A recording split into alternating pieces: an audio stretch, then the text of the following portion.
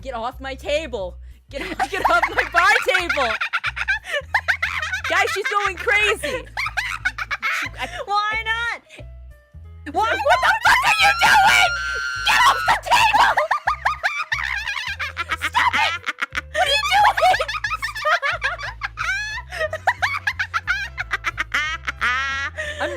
I think that I think everyone should have a little laugh. I mean, why not? I am here after all.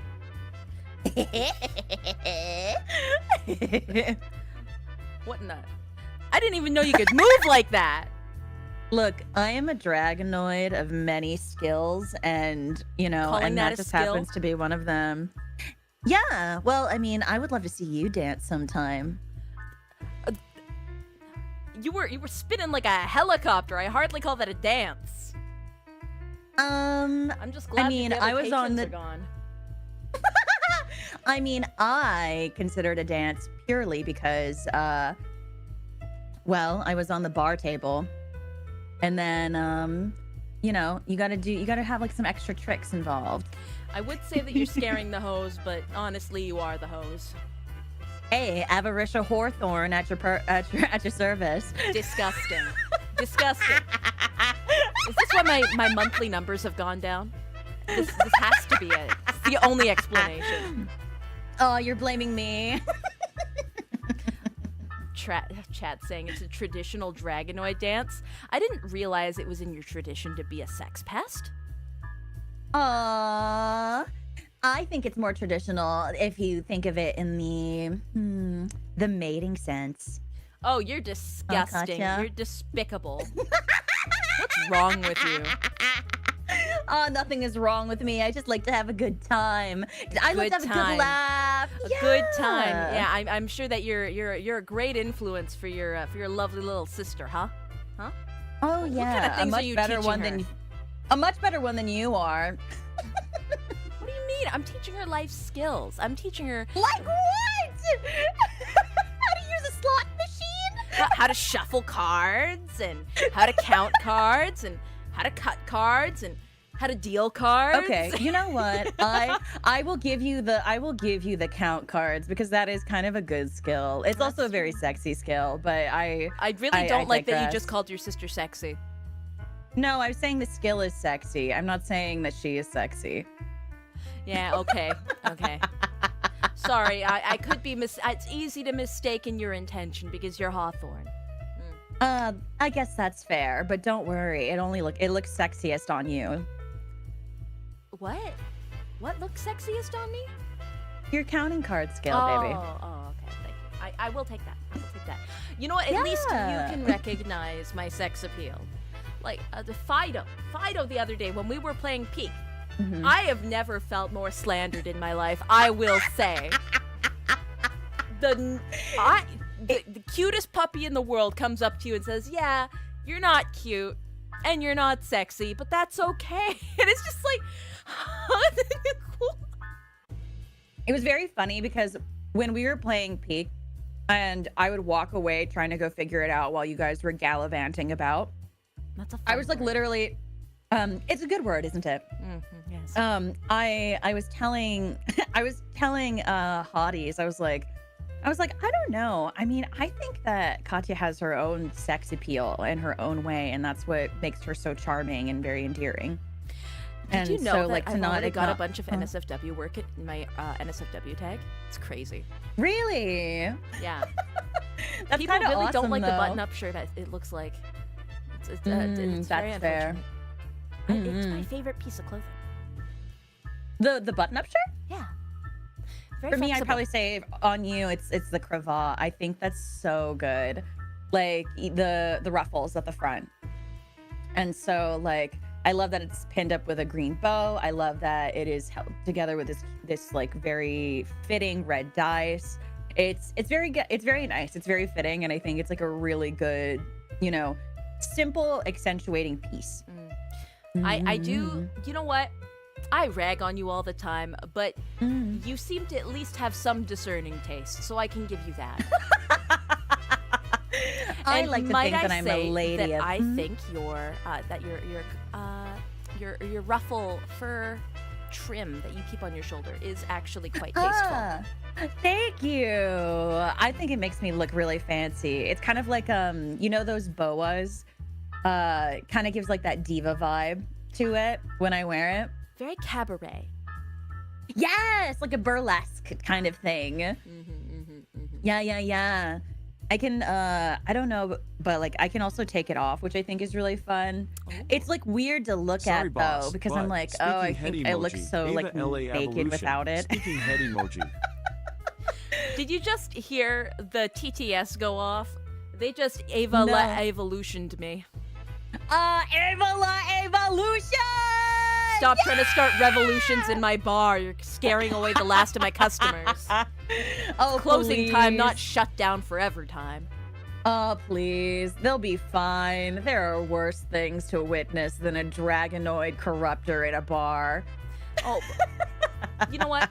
You do have a point. I mean, you coming in, dragging in corpses behind you, covered in blood. That's kind of worse. That's kind of worse. Stinking up my poor establishment. Okay, but what am I supposed to do? Insane. Oh my god, but what am I supposed to do? How else am I supposed to bring it to you? And Hose it's not like down you know, outside in the barn with the horses. But you want me to do that? Like, that's so much work when I could just bring it to you, go, okay, and then go take a shower. Please. And I'm not the one cleaning your like casino carpet. That poor girl. You're the one who picked carpet in the first place. The carpet is dignified. And, okay, Super Chat just asked when I'm buying you new clothing. I will have you know that she is dressed perfectly well for the job, I will say. A very high, flexible movement freedom. Yeah, and, I was about to say it's a lot easier to get around when I'm not wearing a skirt. I don't want to pay her extra. Oh my god, you don't want to pay me extra in any capacity ever. You fucking cheapskate. Look, the rich don't stay rich by doing free handouts. Yes, if you really wanted new clothing, I would provide it for a cost. I do have some good casino outfits. Sure. No. What, you don't want to match with me? You don't like my pants? Here, let me get on the stool for a second. You don't want to match? I mean, these pants are pretty slick. I mean, I'm already wearing shorts. I'm not really like Here, get on the stool. I was like, let's compare pants. Yeah. Okay. Besides, I think your pants are like very slimming.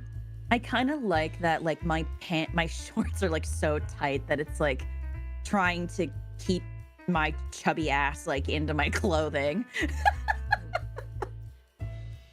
Now, you know, hold on, let me hop down. So, what's your main mode of transport these days? Like, because, you know, your tail's disintegrating, your wings are disintegrating. Can you still fly? Oh, yeah, baby, I can still fly. Thanks. So when I guess what's the word that I want? When I fulfill a job, a duty, I can basically add more to my Arcana crystal that's embedded into my chest. And in the Arcana crystal, every time I use it, it like basically it kind of erodes more of my body. That's like the unfortunate part about using corrupted Arcana. But I can replenish it. And I found a way to do that with every person that dies, especially if it's right then and there, is that moments beforehand, there's pure magic that reveals itself, and I get to use that to replenish it. And unfortunately, I can't undo the damage that's been done, but I do not regret what I had to do, which led me to this. So that's totally fine. You but know no, what you remind me of? You remind me. Have you ever Mm. seen the Jim Henson movie, The Dark Crystal? Yes, I have. You remind me of a Skeksis. That's how their crystal powers work. Yeah, I think that's so funny because that movie is fucking horrifying. Oh, I love it. I love all the old Jim Henson, like, 80s. They're not supposed to be horror films, but they feel so much like horror films. Like The Labyrinth, David Bowie. Oh, yeah. He's an icon. I very much so draw inspiration from him fashion-wise. Yes. I can see that. I am very unfortunately never latched on to Labyrinth, but I will say of that quote-unquote, like, creepy era, I was very into The Secret of Nim. I'm very much into, like, Don Bluth animated movies. For me, that is like, what's it called?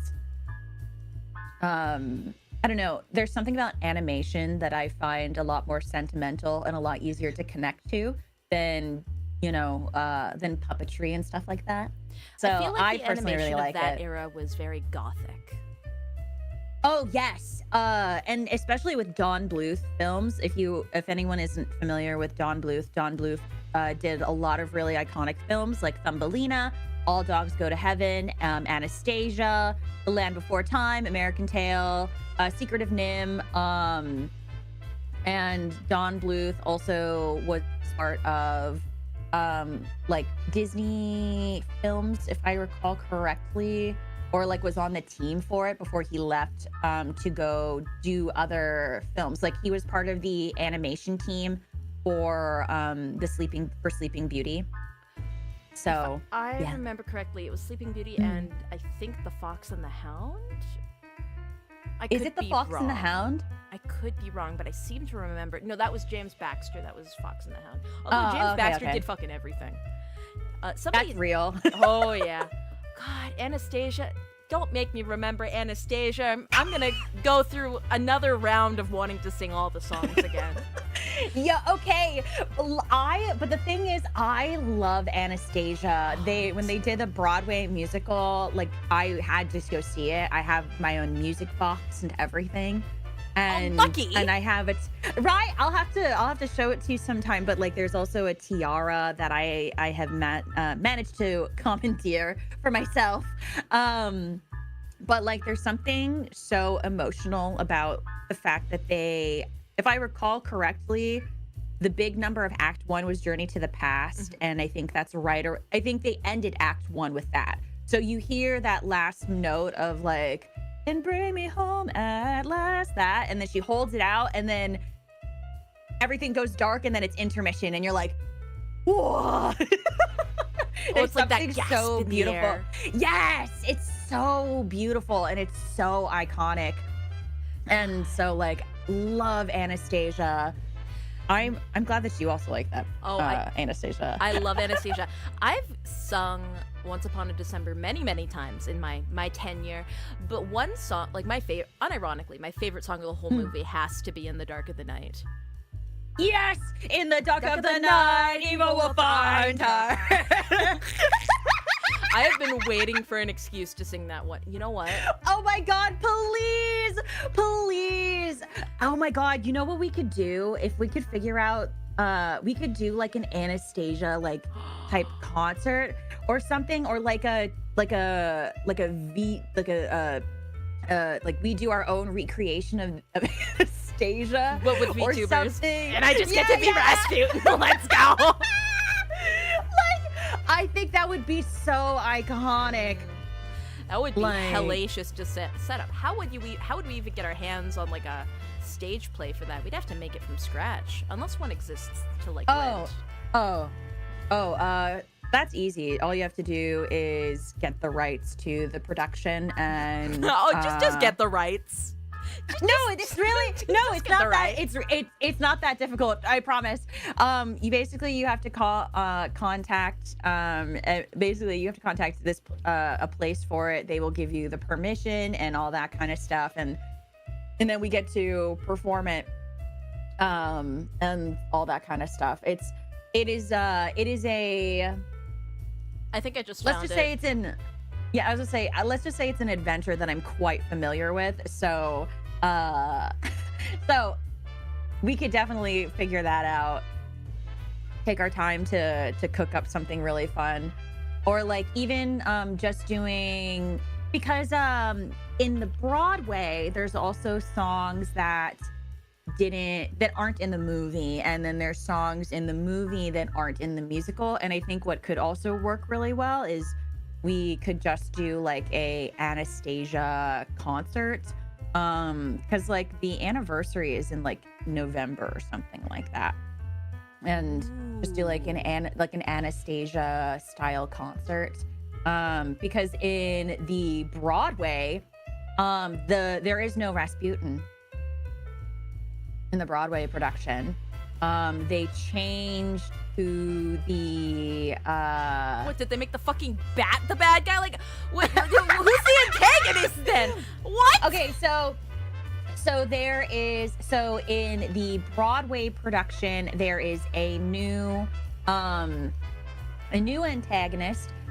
His name is Vladimir Popov. That's Vlad. I'm trying to remember. It's like he's like some royal guy of the royal guard, and it was played by Ramin Karimloo, who played the Phantom in a lot of productions of Phantom, and also in Love Never Dies as well. Are you familiar with Love Never Dies? I know you like Phantom, but I have wasn't not sure if seen you were Love familiar Never with it. Dies. Okay. Donnie. Lennon is the antagonist. I mean, well, but one second.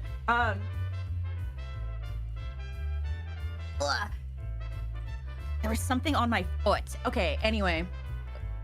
So I found it on Concord, and I also found the Jekyll and Hyde one. So I'm just sitting here. Let's go. My brain is just like churning at 1,000 miles per hour.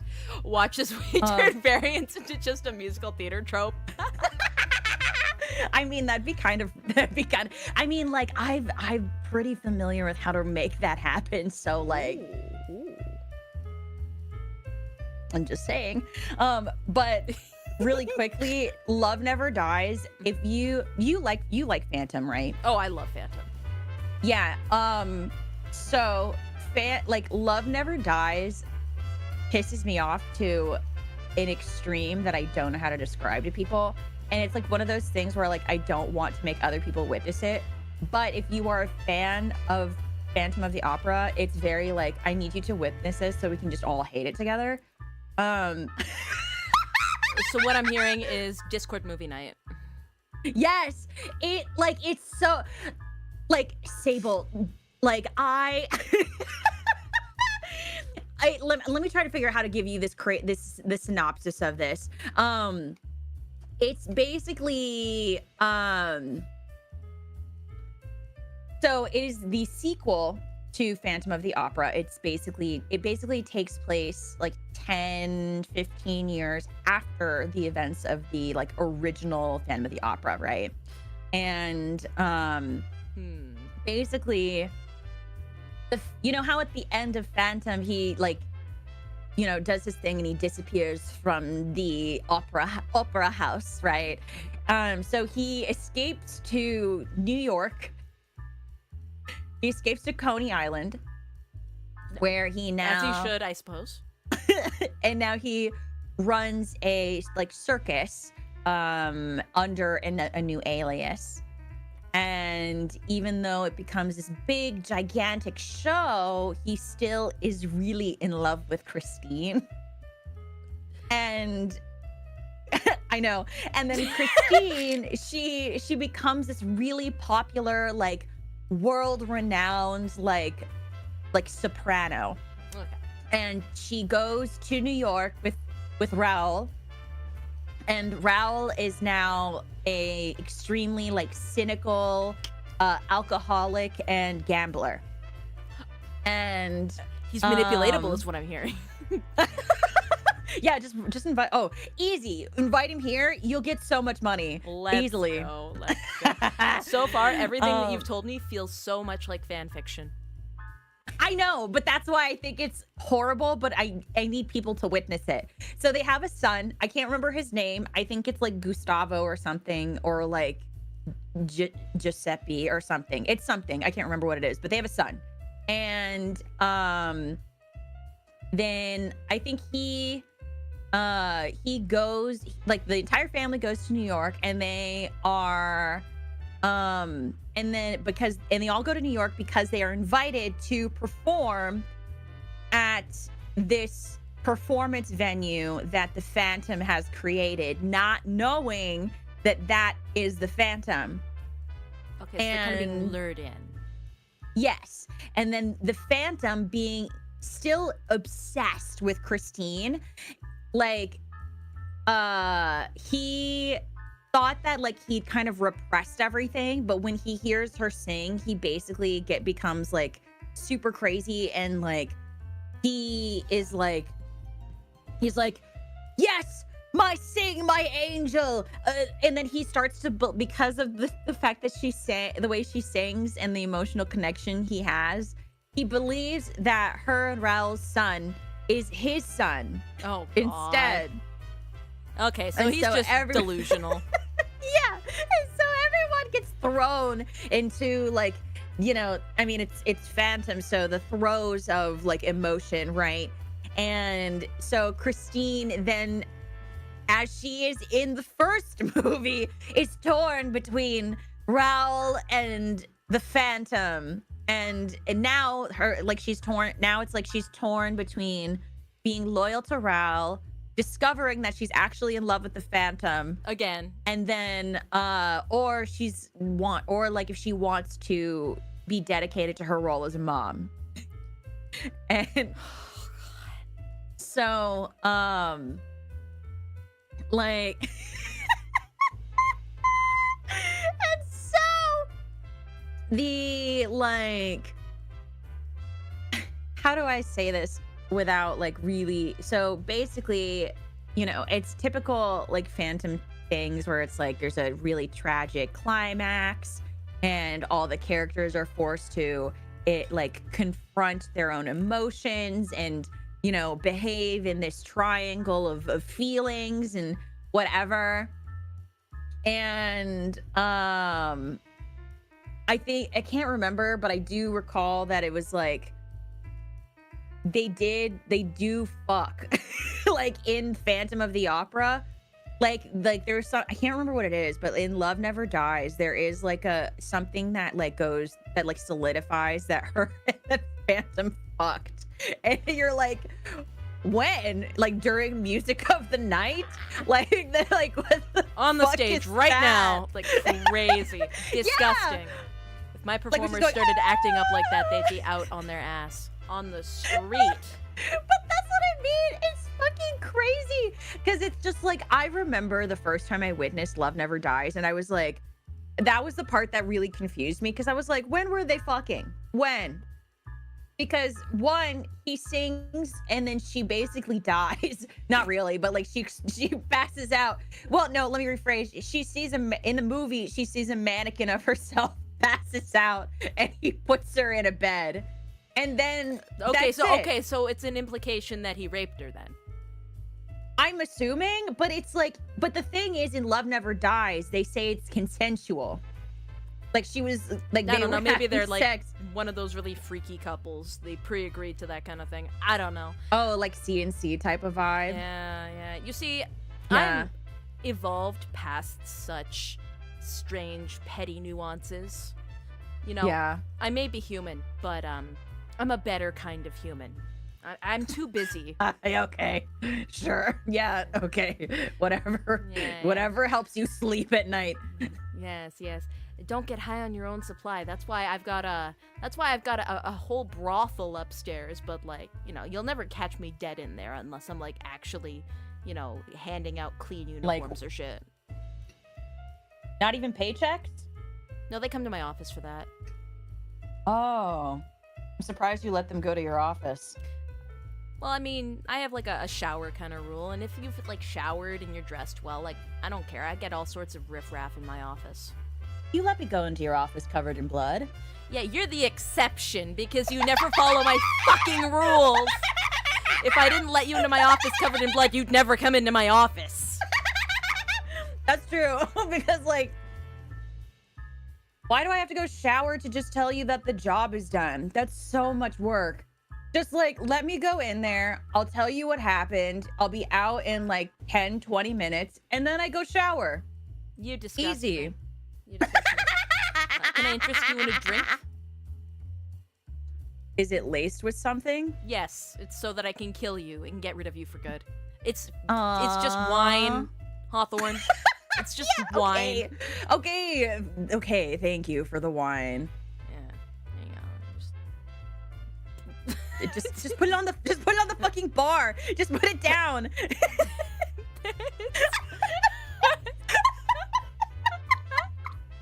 It pinned itself to you. Hold on. I'm trying to get my tongue to stick out. Pray tell, why is it shelved on your chest? Because when you've got a shelf like this, you can just hold things. It won't let me unpin it. There we go. Let's just get rid of this. I can't breathe. That's so crazy. Drown, dragon, drown. Oh my god, I'm getting waterboarded with wine. That's crazy. You say that as if that isn't something you want. Oh please. I'm more sadistic than I am masochistic, to be entirely honest. So, I mean, I don't think that's entirely surprising, though. Ratchet, no, not Arrow Ace. Just too good for you. I'm too good for that kind of thing. I'm not like identifying with anything. I can have the odd urge here and there, but that doesn't mean that I have to act on it. You know why? Because I'm better than you. I'm better than all of you. I'm better than her, and I'm better than you. Okay. I love that you think that. That's really nice for you specifically. Oh, yeah, okay. I'm glad that you can recognize my superiority. Yeah, I love that for you.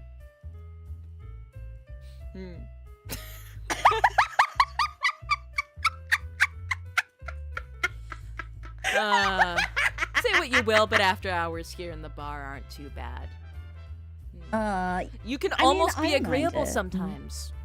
Aw, that was so nice. Yeah, How many more compliments do you have left in you for the night? Like maybe 2. Okay, I won't hold my breath then. Yeah, maybe if you, like, hold it and you pass out, then I don't have to deal with you anymore. That'd be nice. Aw, but then who's gonna do your dirty work for you? You know a Sabletoon isn't gonna be able to do what I can. Well, I mean, I got Beavis and Pygmy, but, like, I don't know. I kind of like them too much. I don't want them to die, whereas if you die on a mission, I mean, I can just train your sister. Wow. See, this is what I mean. She said that she's a good influence, and then she's over here like, I can train a Dragonoid. You're like a, oh, Have you never seen that movie? What's his name? Wait, hold on. What's his name? Hold on. Wait, I searched how to train a Dragonoid. Yeah, I mean, it's Hiccup. how to train Dragon. Hiccup. Oh, wait, that's cute. You can be Hiccup. It's crazy that you see your sister is toothless. I was thinking I'm toothless, and then she is probably like off somewhere else in a safer environment. she's just there, Well, look, okay, like Toothless has no teeth, and then I am missing, and part of my body is also is also like eroding away. So like I relate to Toothless. Now I'm curious. I've never thought to ask you, but so Yeah, earlier babe. somebody asked me if I've got Arcana, and we both know that I don't have fucking Arcana, but my weapon here, like my lovely little brat of a gun here, he's got Arcana. Would it react if I like touched your stone with it? Like I'm curious. I've never actually never interacted with too many other Arcana items in like one go. Like I've handled some Zeiton weaponry, but I've never actually like seen any reactions. This is me asking to poke your chest. Well, there are other parts of my chest that I'd much rather you poke. No. Why not? It's so much more fun that way. But this is like scientific. I need to know. I'm curious. Okay, well, that could be scientific too. It's biology. I'm gonna be entirely honest. Pennyworth just keeps whispering. He wants to look at the stone.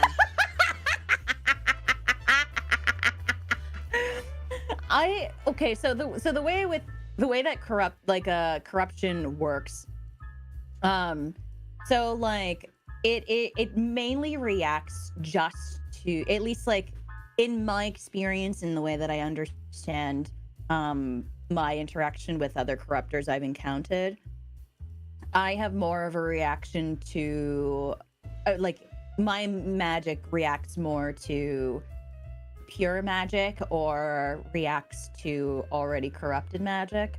I've never really encountered anything else that go like like any other type of arcana that is like kind of fucked me up or like put me in for like a tizzy. Put me in a tizzy rather, because of clashing arcana. Now, when I bonded with Pennyworth, I started hearing him. Like kind of like how when you put your head on a wooden floor, you can hear the people underneath the floorboards.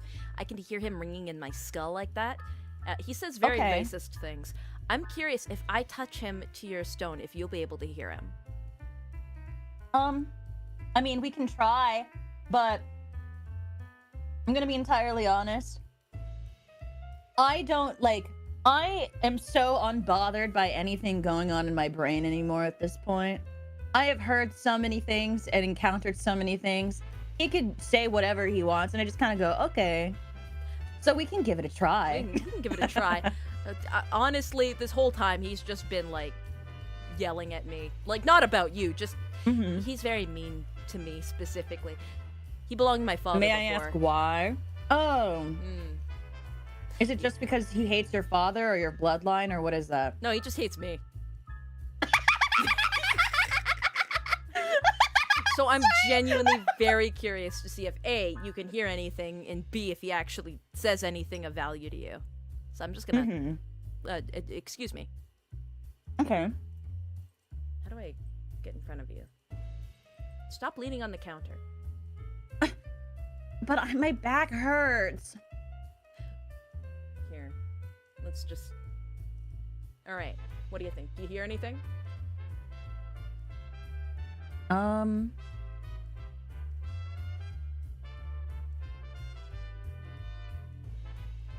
Is it too romantic to say that I'm more focused on the beat of your heart?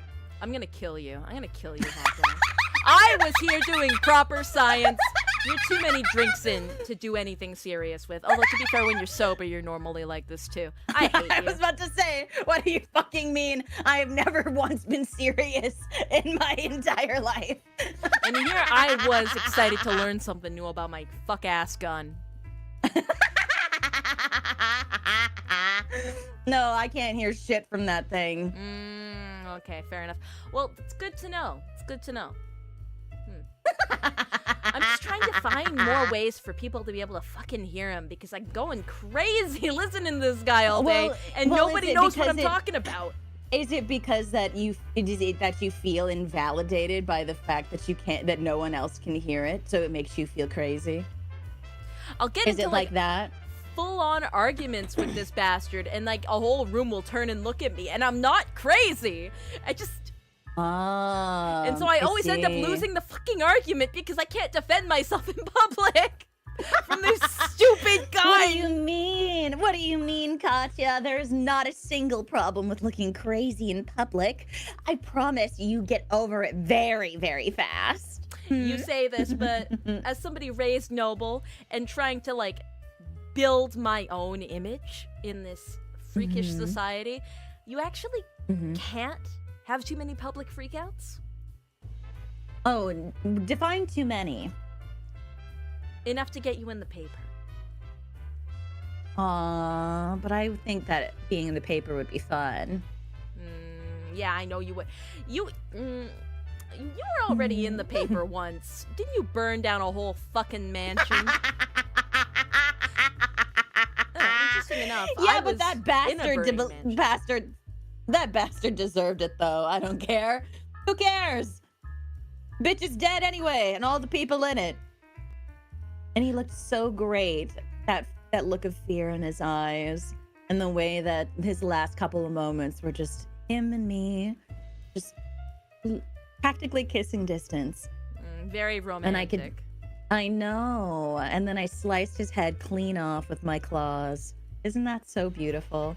Imagine being that close to someone like me as your last final moments. Yeah, I would have thought that I was like that I was already dead and that I was being punished. Yeah. Fire does that, doesn't it? Yeah. No, last time I had some major exposure to fire, I was on the other end.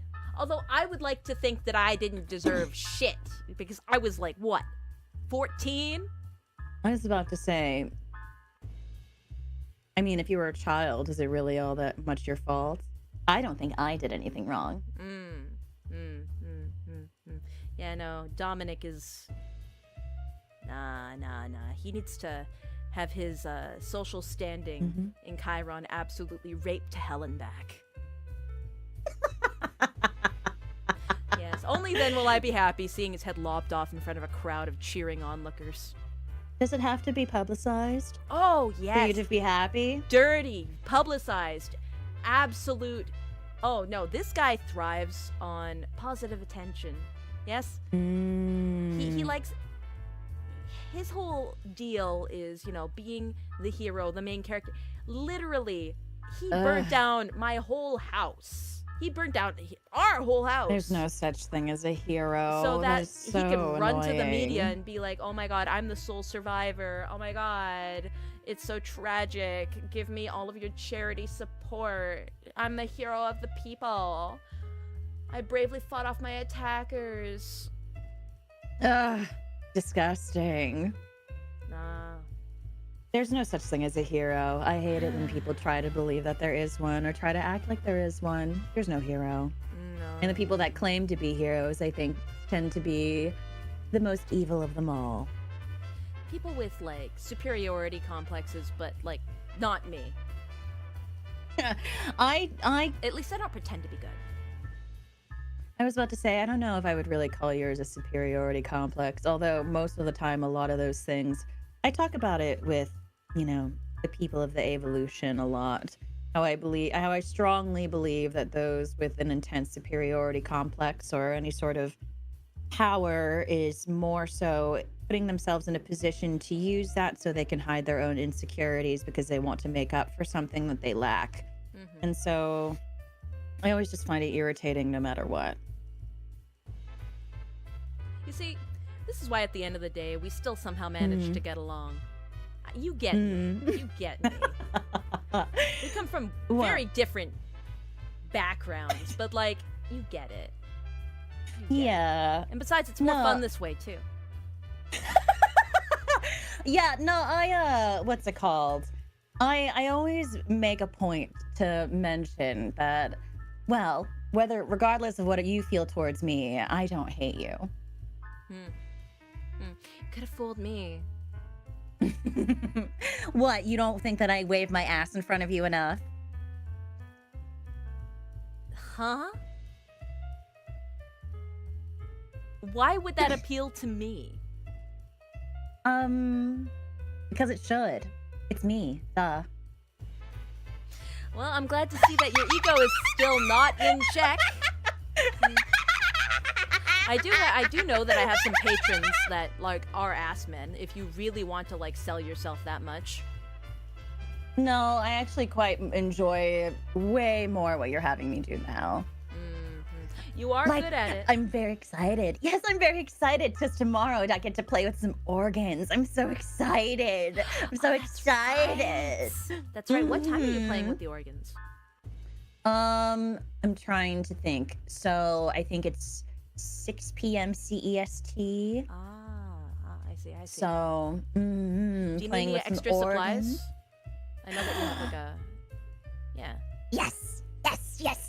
Like well, honestly, I was just gonna get in there with my fingers, but I mean, you do have the claws for it. Exactly. And then also I'm gonna so the last body that I brought you, as you probably noticed, they didn't have any skin on them. And that's because I decided that it was going to be really fun if I skinned it first. Yes, I skinned it alive. It was really fun. And because of how sharp my claws are, I figured that I could do some drawings. I was wondering why, like, there was more smear on my carpet than usual. Well, it's because I got bored. And honestly, he was being such a pain. He was like, You so I was leaving dangling. skid marks. Well, at least it's blood. Could have fooled me. But, Anyway. oh, God. You, out of anything, you should at least know I'm a little bit classier than that. True. You really do lean into the romanticism of the gothic tendencies. Yeah, I just think it's fun. I like right before I skinned the guy, it was like I was hanging him over a ravine.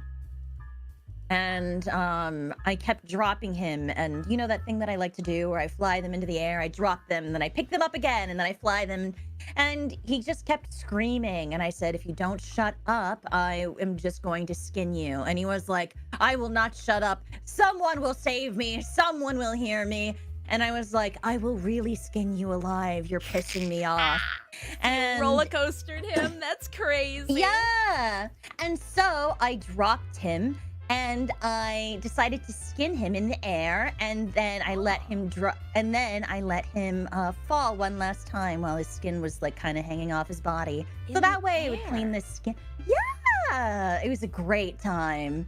Oh, I kind of wish I was there to witness it. That seems like something you'd need quite a bit of deft skill for. Oh, it was so fun. It was so fun. I absolutely loved it. I love playing little games like that. Chatter Salty Dog said something that's making me laugh.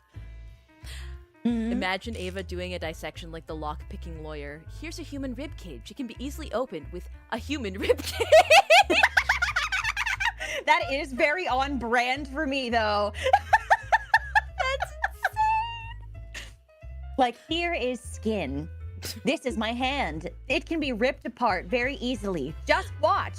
And then I just rip it open with my with my claws. We should have like an interrogation day. Like, you know, like one day a week where we just like sit down and we interrogate a guy together. I feel like that'd be a great way to blow off some stress. That'd be so fun. Oh, that'd be so fun. I think it'd be great. Oh, yeah, we could just like pull one person up, put them in a chair in the middle, and like we could just like, you know, have our turns. Yeah. Yeah. Oh my gosh, I've always wanted to interrogate someone, especially like at the idea of they're not giving me the answers that I want, so I can slowly remove their fingernails one by one, and I make them look me in the eyes while I do it. Oh, the Tokyo Ghoul treatment. The what? The Tokyo Ghoul treatment. What is Tokyo Ghoul? Oh, it's an anime. I've never seen it. there's a torture scene that's very much like that. Although he's not trying to get information, he's just torturing him for the love of the sport. The main character has all his fingernails ripped off one at a time. Then all of his fingers are broken off one at a time. And then the tendons in his legs are sliced. And then it's implied that he is brutally raped by this guy. But he is a regenerating character. And so he's just living with this trauma as everything grows back. I just kind of thought of it myself. I was like, that'd be so fun. The what? And then the centipede happens. Like human centipede? Or is it like an actual centipede that they put inside his body? It gets put inside his ear canal and it eats away at his eardrum and he goes crazy as it goes into his head. Oh, that's insane. Yeah. No, whenever I think like crazy, gory anime, obviously I've never seen Tokyo Ghoul because I didn't know about that. But there's one called Rin, Daughters of the Nemesis. Ooh, I haven't heard of that. And oh, you would love it. Oh my God, we should watch it sometime. So Rin, Daughters of the Nemesis, I think each episode, it's been a really long time, but I'm pretty sure that each episode is roughly about an hour and some change, maybe longer. And it is like roughly 6 episodes. And basically it is about this woman named Rin, and she is immortal, and like they basically how do I put this? Already I'm getting My Chan's daily life vibes out of this. She basically it has to do with like, are you familiar with like Yggdrasil, like the god, like yes. Yeah, I know. And yeah. And so basically he leaves these like orbs, these glowing orbs, and they're called time fruits. And who Dragon Balls. A woman who if a woman ingests this time fruit, she becomes immortal. And if a man ingests the time fruit, they become this crazy psychotic winged angel. And that seems a little unbalanced. Yeah, but it has massive like there's like a actual like reason for it. So but basically Rin is one of the immortals, and she has this like private investigation agency where she works alongside, I can't remember if they're girlfriends or not. I just know that they like have sex, but her friend, like personal assistant situationship, like friends with benefits girlfriend like question mark, who's also immortal. Her name is Mimi, so it's Rin and Mimi. And disgusting. You don't say that when I'm with you. Anyway, sorry. I literally have been calling you disgusting the whole time you've been in the bar. I genuinely have no idea what you're getting at. I meant when we're alone. Anyway, Chat, what did you mean by this?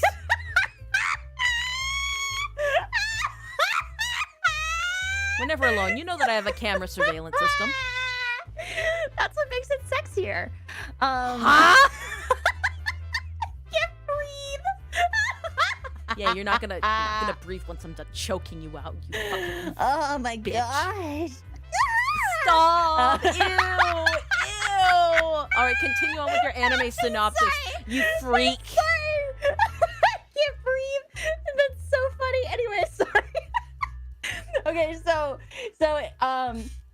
basically in the first episode, like Rin basically kills all Rin, she dies or something like that, but then she's resurrected, because the one thing about this show is that they can be like disintegrated.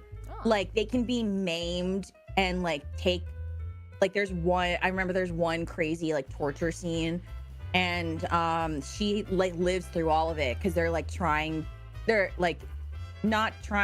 basically like trying to I guess like not because like they know that she can't die, so it's making her suffer pain more and more and more. So It's like kind of like mind yeah. And so basically she meets in the first episode, she basically meets this guy, and he like joins her agency, and then it fast forward because it starts in the 90s, and then it fast forwards to like 2013 or something, and the far off and future then of the 2013. well, from the 90s, yeah. But then the guy, I think he becomes one of the crazy angels to save Rin and to save Japan. And then but like basically it's just like there is a scene where this crazy winged angel, it's one of my favorite scenes, but one crazy winged angel, and he's like the antagonist. His name is Apos, I think. He's playing like a very I think surreal is the word that I want to use. It's a game of chess with a woman who is bound and gagged, and she's immortal as well, but like she has like large daggers, like probably like the size of a person and larger, sticking into her body and into her back. I'll have to like try to find it, because I think it was like one of the trailer or teaser scenes, which honestly, that was the scene that got me into it. I was like, yo, this is sick. But she's like heavily impaled with swords across her back, and they're like playing chess. Yeah, And that does scream like something that you would be into. I mean, duh. I mean, come on. It's all entirely my brand. But yeah, like it's such a cool thing. Like in general, like it introduced such a concept of like very particular power dynamics and foreshadowing for the thing, and it like reinforced the kind of antagonist he was. Like while he wasn't super aggressive, he was extremely manipulative, and especially because, like, you know how chess plays in media, you know, it represents like manipulation and control, and then the impalement of the immortal woman, like it shows domination, and you know, he's, you know, his goals are, he wants to create more angels to torment more mortals because he's so sadistic and wants and enjoys torturing immortals, and that's what like his whole MO is. So it's really interesting, and I think it's cool. 90s Japan 90s Japan had such an interesting fascination with the taking and remixing of biblical symbology and creatures for just sci-fi. Like Evangelion is like one of the big examples, right? Yeah, I've never finished it. I should one day. Because I see angels in anime under every single kind of context except for the kind of context that they originally were in. And it never fails to fascinate me. Like, they're always some sort of strange, interesting, eldritch bad guy. Oh, yeah. I think in general, especially with like 90s, early 2000s anime, because of that fascination, just in general, that there was this fascination of playing with the ideas of what heaven and hell were. Like one of my favorite anime, one of my favorites was called Hellgirl or Jigoku Shoujo. I feel like I know that one. It's been so long.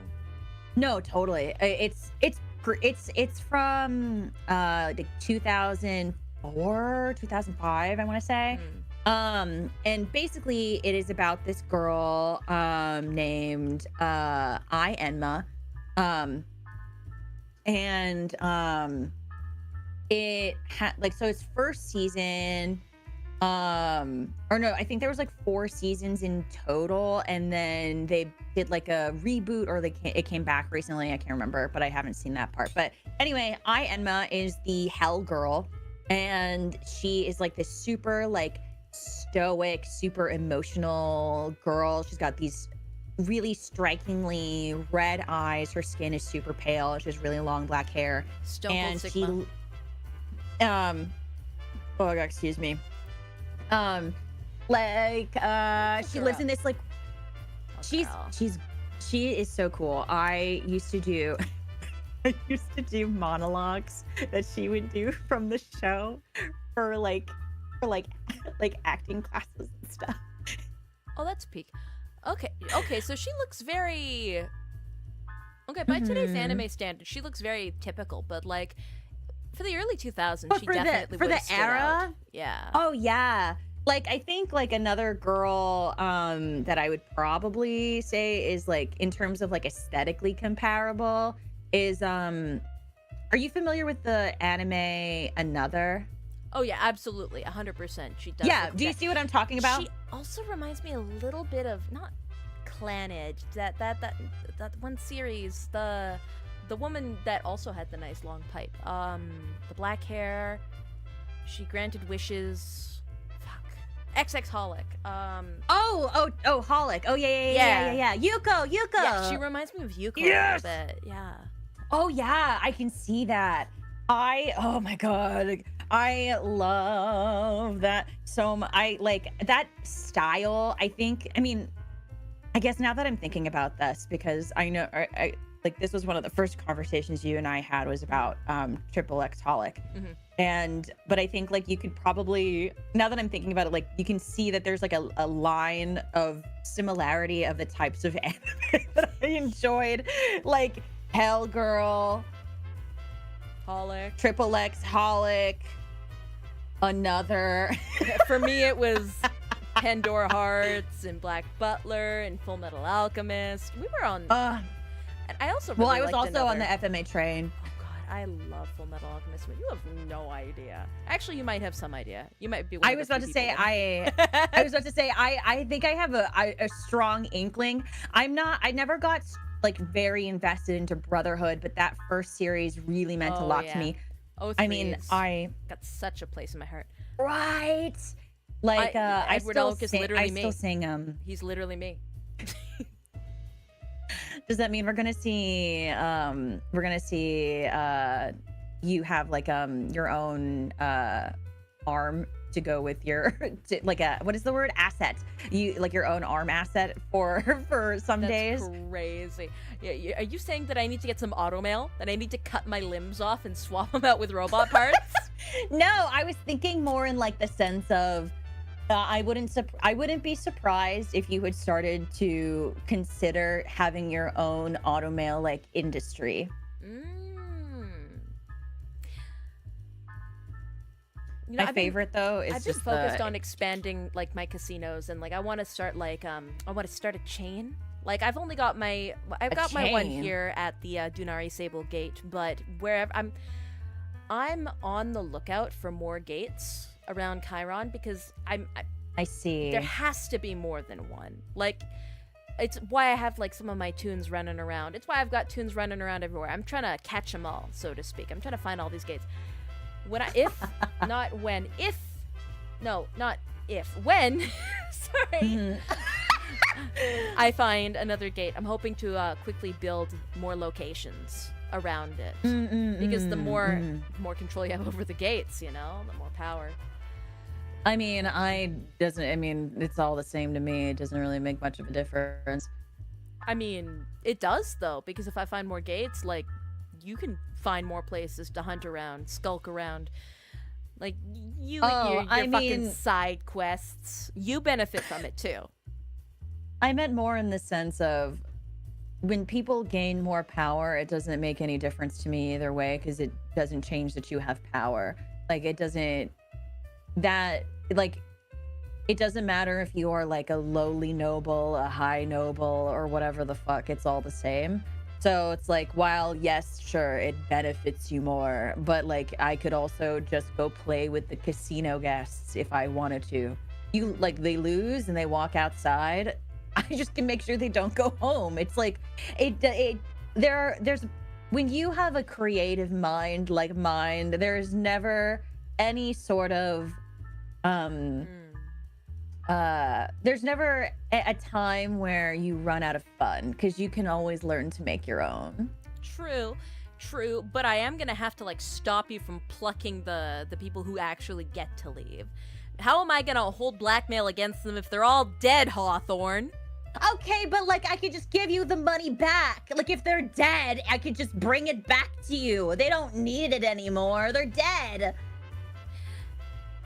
One thing more valuable than money, because money can always come back in spades, is favors. I like to keep these people alive because sometimes I want them to repay their debts in other ways. Hawthorne. I was wondering where the fucking guy went. It's just like, damn, I literally caught the guy in charge of the massive inn outside of the castle, sleeping with his cousin, and all of a sudden he vanishes. I thought that he skipped town. Did you flay him? Just don't check the windmill on the farm just outside of the city. Oh, you He's probably dumb waving about. Bitch, I was gonna use him for later. I was saving him for later. Oh, you don't worry about it. I made sure to put a sign on him at least. Sign? Yeah. It says town whore, and then that way everybody knows what he did. And so if his family happen upon him, they all know. It's fine. Yeah, if his cousin it's fine. Aw, damn. Now part of me wonders if I have to send like an invisible care package. Damn it. Damn it, Hawthorne. Look, you should have told me. I didn't know. I feel like I do tell you every time you come into the fucking office, but you don't listen. You just go sit in the corner and you like Because I zone get out. so bored. I get so bored being in there, Katya. Especially when you have me sit in on your appointments. I literally am there to either look hot or I'm there to be told, go get this guy, and I just go get the guy. I don't need to sit there for like hours listening to some woman have like problems, please. Yeah, no, if you wanted to sit for hours listening to woman problems, you'd go look in a mirror, huh? Yeah? Yeah. You just talk to yourself? Yeah? Oh no, I have much more productive conversations with myself. Like, here's a good example. What are you doing? Like, I'm taking my mark on it right here behind the bar. What? And now I go, oh, Ava, you are so beautiful and so talented. I think that you are so remarkable and you deserve to be told that today. Because if no one else tells you, and even if no one else believes that you are good at heart, and no one else believes that you deserve to have good things, you do. You still try your best. You literally beheaded that guy with no thought at all, and you saved your sister, and that's a really wonderful thing. Good job, Ava. You are so beautiful. Don't forget that. Mwah. And they call me crazy for talking my gun. I've never not said that I'm not crazy. Well, you know what? It is what it is. It is what it is. At least I own up to it. Am I crazy for just wanting to run an honest business? Wanting a Well, I little think that crumb would- of power? I think that would imply that you need to start with the honest business part first. You need to start with that part first. Are you saying that before I you haven't get- earned my keep here? I think that it depends on what you define as earned. Well, I'll have you know, after that last meeting with that woman, I think I've, at the very least, earned my right to an extension on my chain, like, expansion plan. Mhm. Well, I still stand by you should probably consider the word honest about your business. Like, Yeah, whatever. okay, Hawthorne. I'm just saying, like, I know what I am. I don't try to hide it and by using flowery language or in any sort of capacity. Hold on, I what am are a you getting at, corrupter. Hawthorne? What do you mean you know what you are?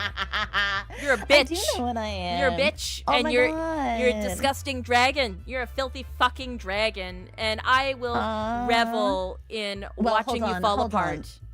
Well, hold on. Before we get a little too ahead of ourselves, it is Dragonoid because I can turn into a human, have a human form. Dragons can't do that because they're idiots.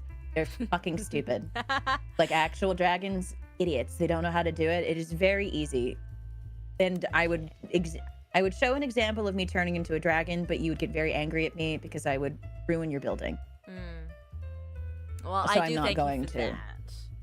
All right. Well, sorry, I also need a place to Dragonoid. live. Yeah. Yes. Well, you know, and like, think of it this way, okay? Not all of us always have the facts right. And so now here's a really beautiful educational moment from me to you. Isn't that a really beautiful trade? What do you mean not all of us always have the facts right? Huh? That's my fucking job, is to have the facts. Maybe I know, was just but- calling you a slur to piss you off. Miss But that didn't work. hoity-toity holier than thou. But that didn't work. I thought it was cute instead. Because not in a condescending way, but in more in like a, I find you very endearing and you're really, really cute. Like a very sweet way.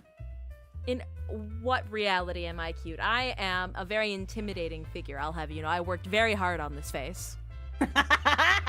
Yeah, but I like that face a lot. It like Yeah, I but think you're I've also a told freak of you- nature.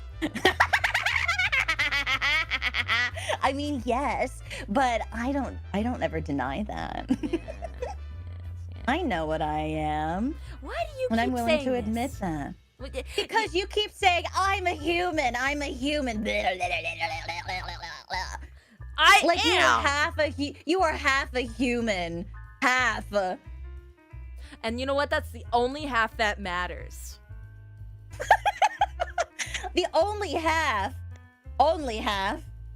It's the only half. Half doesn't make a whole. Look, it's my dominant trait, okay? It's my dominant trait, the humanity, all right? Why wouldn't I want to associate with my humanity, my superior bloodline? Because I think that's very boring. Humans are very boring. What do you mean? Okay, tell me how you find them boring, Hawthorne. Okay. So I can have this form because it is easier to move around, and sometimes being a 10-foot dragon is it's a lot. And it's also a lot of work to haul that ass around. It's a lot of body. And that's too much. And sometimes you also can't get into buildings.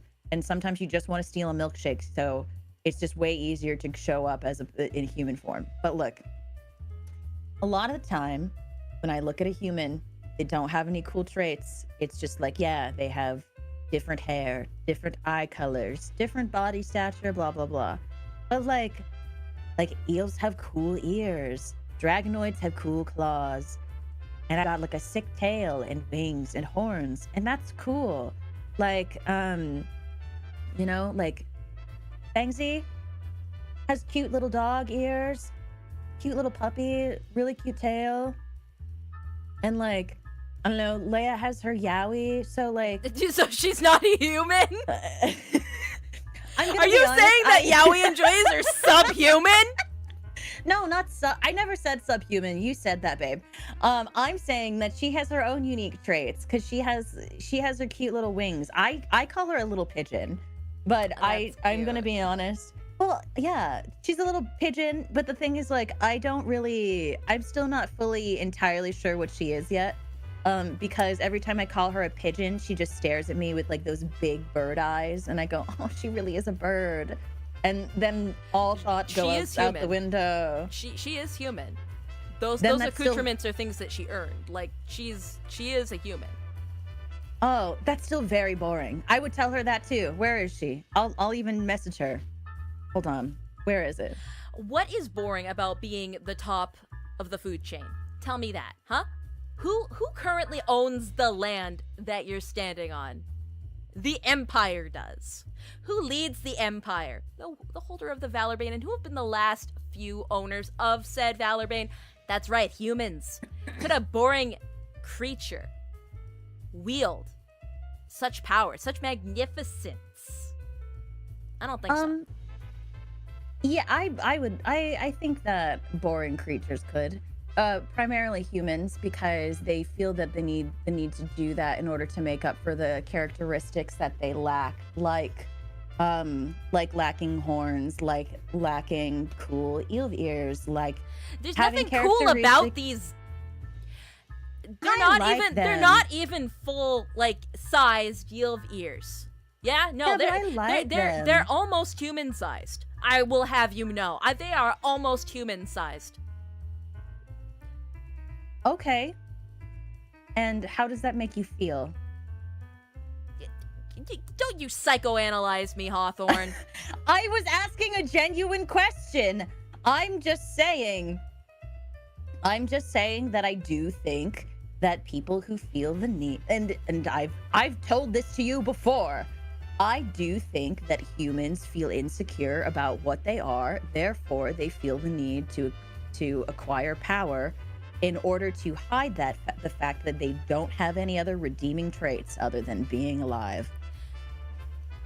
Humans are some of the strongest Arcana wielders I've ever met. They're some of the smartest, best war tacticians I've ever worked alongside.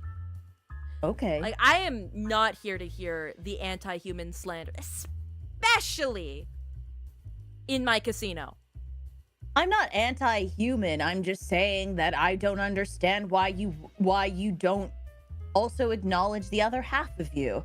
Because to me, only acknowledging the one half is very boring. And of all the things to consider and of all the traits to want to be, that is the one that you pick. That one does not make any sense to me. Yilves are disgusting, tasteless, useless, Okay. primal creatures. They are not something to aspire to be. It doesn't matter what kind of cool physical quirks they have. I will admit, I do appreciate being taller than most of the humans I encounter, but that is not a strictly non-human trait. Yes. No, it's... Why wouldn't I want to be human?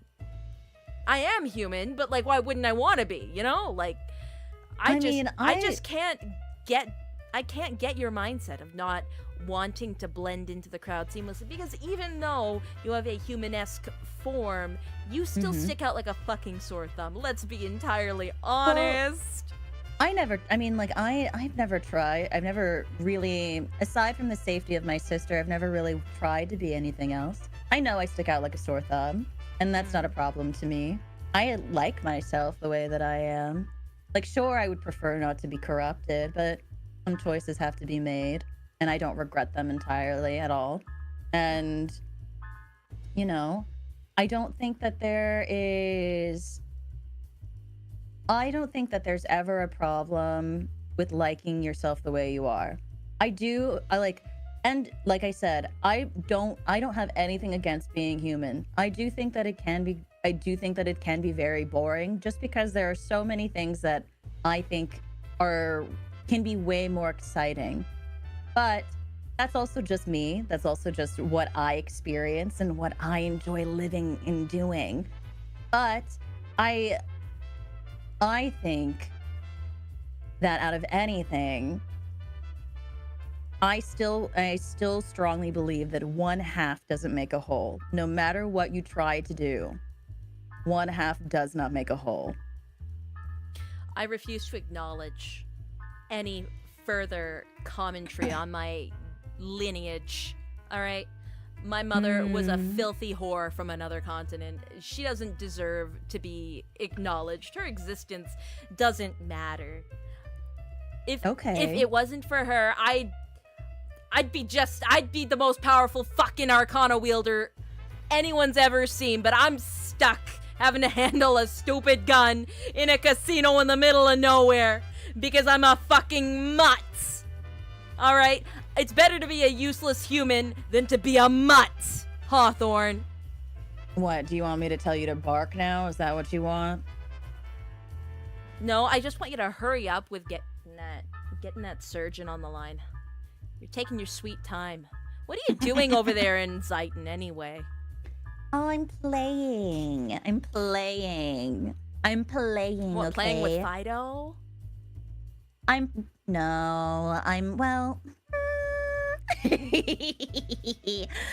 think it really depends.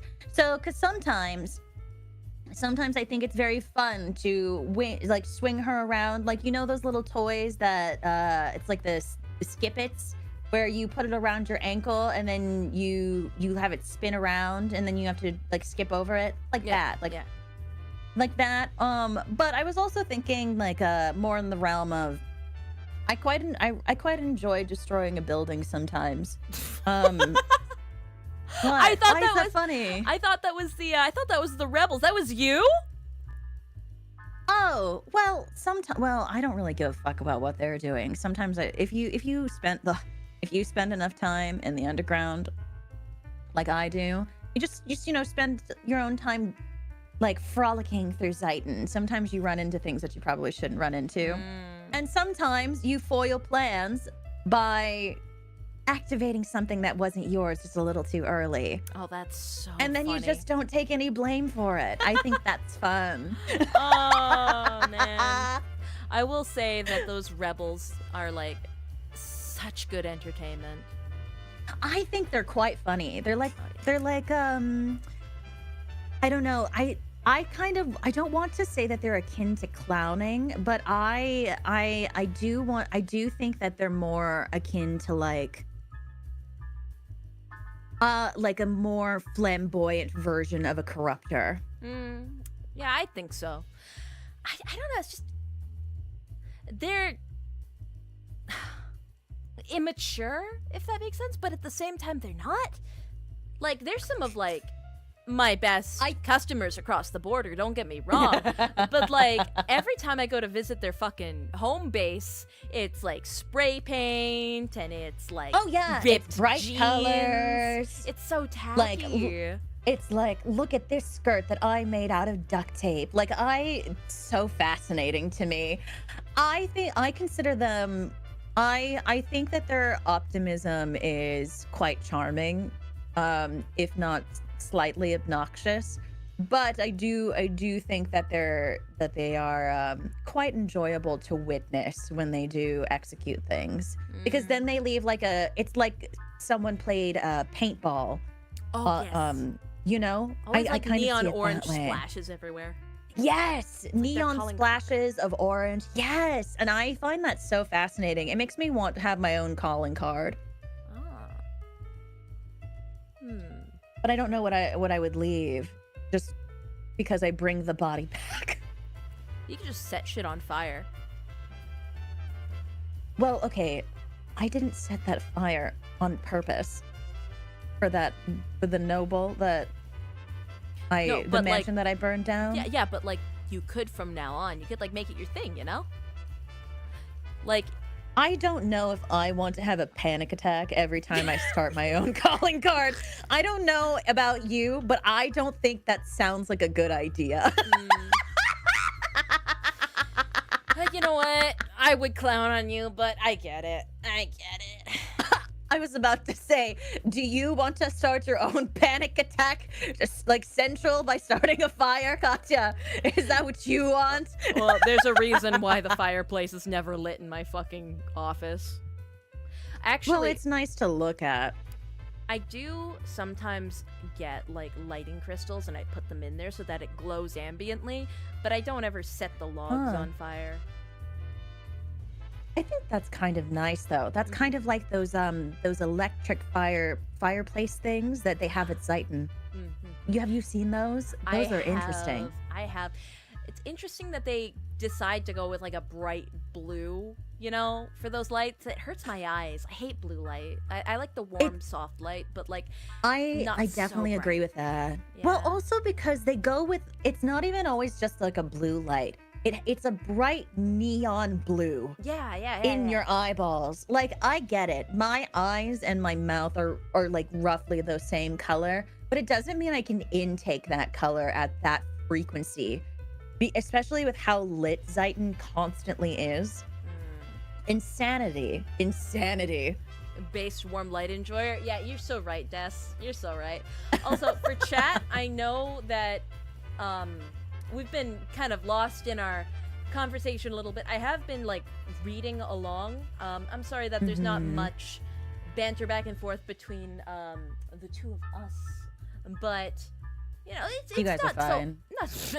not often that I get to unwind here with Hawthorne. But if you actually have any questions for her, I think now would be a very good time to, you know, pitch them. Yeah, I'm happy to answer. Although I will admit, aside from, well, I guess the best warning I can give is that I hope that whatever I say, whether that you can't tell that I'm serious or joking, and I think that's the beauty of it. I'd like to think I've got a pretty good read on you at times. Well, that's because we've been working together, and you know, on the beautiful off chance of getting to sit behind the bar and watch all the idiots flounder around about their money and be continuously stupid. This is the only, I think you and I one-on-one tend to have quite productive conversations, even if we have good business chemistry. Yes, I was about to say, despite any sort of feelings you have towards my species.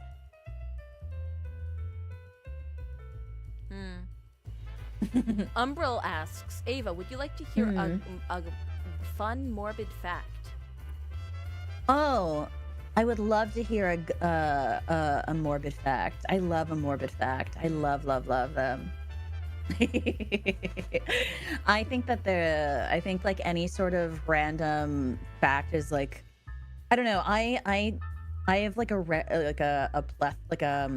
don't want to say a plethora that I think overestimates the amount of knowledge I've stored into my noggin, but like a decent Rolodex size of of random information.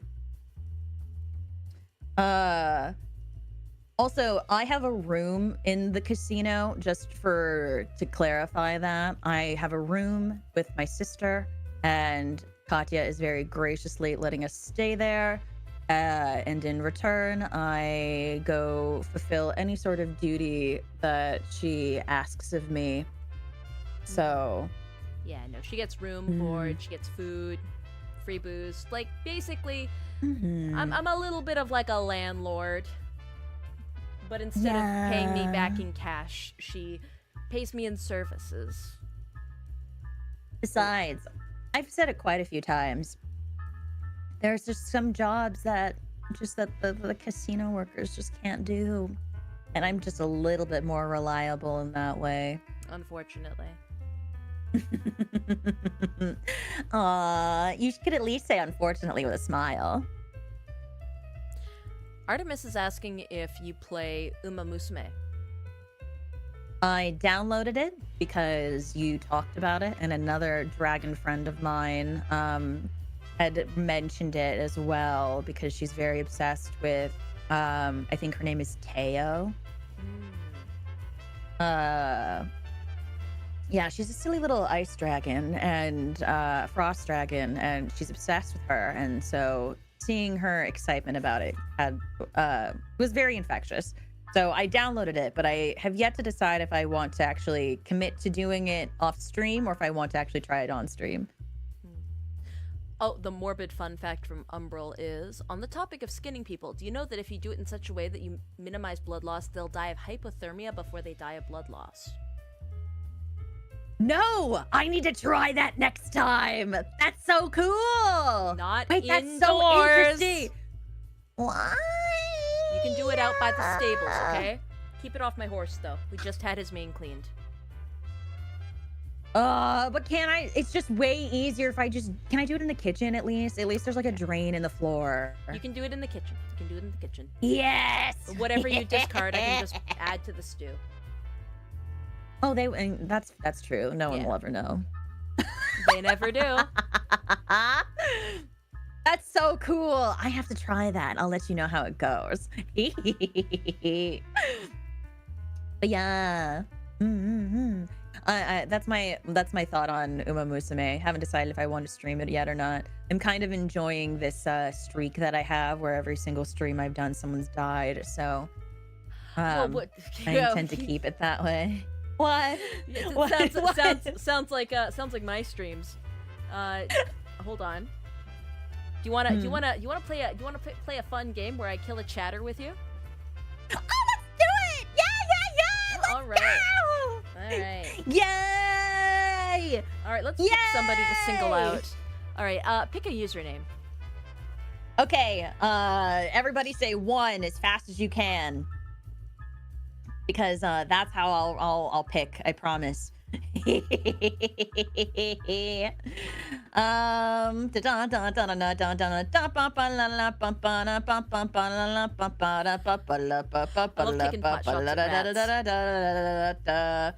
Okay, my finger has landed. Stop calling me on a fucking me a fucking Argonian. That shit's actually pissing me off. It's really irritating. Don't do that. Yeah, no, she's not an Argonian. Chill out with that. There's far more effective and entertaining slurs. Don't use ones that don't make sense. At least if you call her a dragon, then like, you know, that's like the equivalent of calling her. At least that's like. I'm really holding myself back from doing a these nuts joke. I'm gonna say. All right, who am I killing? Thank you for holding back. I appreciate it. Okay, I see Dark Flame 96. Sweet, Dark Flame 96. Do you have anything you want to say to the chat before you die? Bum ba-da-dum, bum ba-da-dum, ba-da-dum, ba-da-dum. All right. Bum ba-da-da-na. Right. Goodbye, bitch. Bum ba-da-da-da, bum ba-da-da-da. All right, they've been timed out. Wow, I hope that was a good death. I hope the death was good. Mm-hmm. I hope it was fun. Yeah, I know you got your ears plugged, but like when the shot went off, that was very loud. I have a very loud gunshot. I'm more like what's it called? I'm just more desensitized to it. I don't care. I've heard way scarier things than a gunshot. and then that one Sarah McLachlan song, "In the arms of an angel, watch it fly." Like, why are you good at that country western twang? Where did that come from? Who are you, and what do you do with Avaritia Hawthorne? Who is this yee ass bitch? Have you never heard me do that before? No. So I used to actually talk like this. Have I ever told you that? Yeah, so I used to talk like this, and I got rid of it because because you want a more neutral accent when you're doing voice acting and doing all sorts of stuff with your voice, and especially because I'm a Resonari Dragonoid. I want to make sure that I'm able to create a more neutral sound, so that way it's more versatile. And so I'm a lot more unfortunately versed in being able to do a yeehaw accent. So any sort of like yeehaw sounding thing, I can turn anything into making it sound yeehaw. Like Burn the Beast, I could sing it yeehaw easily. I feel like I can hear you saying words like, well, "What's up, honey mustard sugar?" in that goddamn voice. Oh yeah, like, hi sugar, how you doing today? You want some extra lemon for your iced tea? Yeah, you want me to get you that? All right, well, sugar, don't you worry. I'm gonna take real good care of you, all right? And also, don't forget, we also have extra lemon pie just for you. We saved the extra slice. Don't turn worry. That customer service off. You're sending me to a dark place in my memory. No more customer service. And like I used to so before I got kidnapped and tortured, Right. I used to work I would find like a tavern every now and again that would allow me to. Do you not like it? Your hands are very soft. Go with my hand. I like this though. I don't. We're not having a moment, Hawthorne. Yeah, but I was telling you a story, and I think that there's something to be like, to matter about the bonding experience of getting to know each other. I don't like the idea of bondage with you. I'm all alone and I need you now. Said I wouldn't call, but I've lost all control and I need you now. Yes! I'm so glad you knew this song. They used to play that on the radio all the time. Jeez. It's so painful, that song.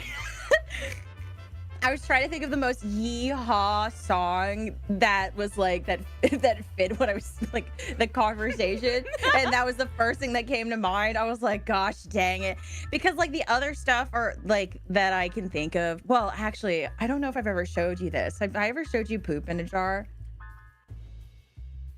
No, but I know exactly what you're talking about. Like I have seen it, but you haven't had. You don't need to show me because I have seen it. Yes. No.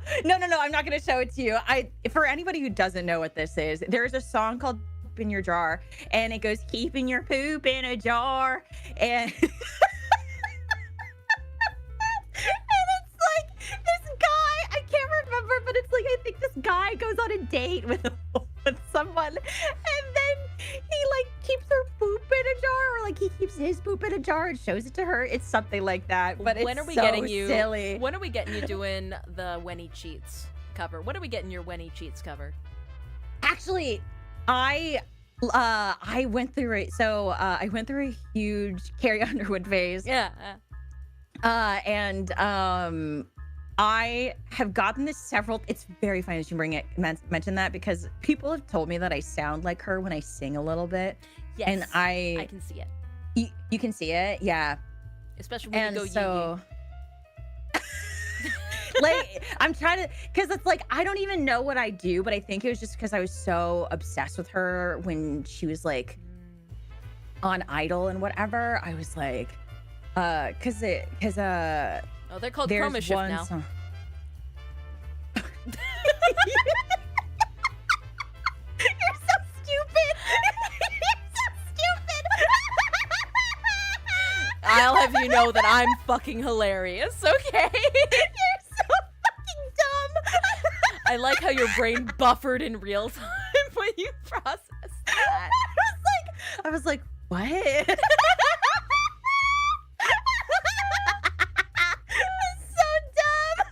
And I dug my key into the side of this souped up. So four-wheel drive. Oh wait, what is it? Carve my name into his leather seat. Oh, that's good. It took a luminous slugger to both headlights, slashed a hole in her four tires. Maybe next time I'll think before he cheats. Oh, that was beautiful. Now do Yeah? the JoJo Siwa song.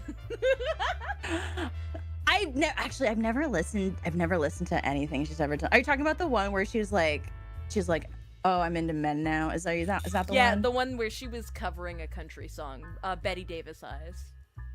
Oh, She totally see, destroyed that one.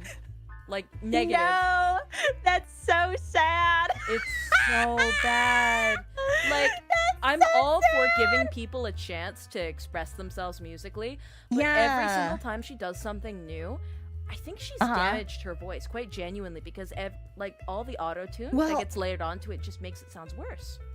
I was about to say, I've also I've listened to clips and it genuinely sounds like she's done something to her vocal folds, that it's causing this rasp in her voice. Like there are people who do have a rasp, but like a lot of the time it's because of a condition in some capacity. Like there's like a reason for it. Like even like Miley Cyrus, she has a rasp in her voice nowadays, but that's because she has like a chronic illness. And so like it was like my first thought when I heard like a snippet of it, I think. And I just kind of was like I just feel bad listening to her now, because it sounds like she's like yeah. in pain. Oh, Mawa Raid. Hi, Raiders. not that I assume that there are any Avengers in here, but Avengers assemble. How you doing, Mara? We're talking about how JoJo Siwa has joined Chroma Shift. She went from Dance Moms. dancing to Dance Moms to Chroma Shift. She's part of their was it Gen 4? Gen 4? Gen 5. She's Gen 5? I don't know. She shifted Chroma in, boys. Shift invaders. She shifted in. Good. She's phasing it.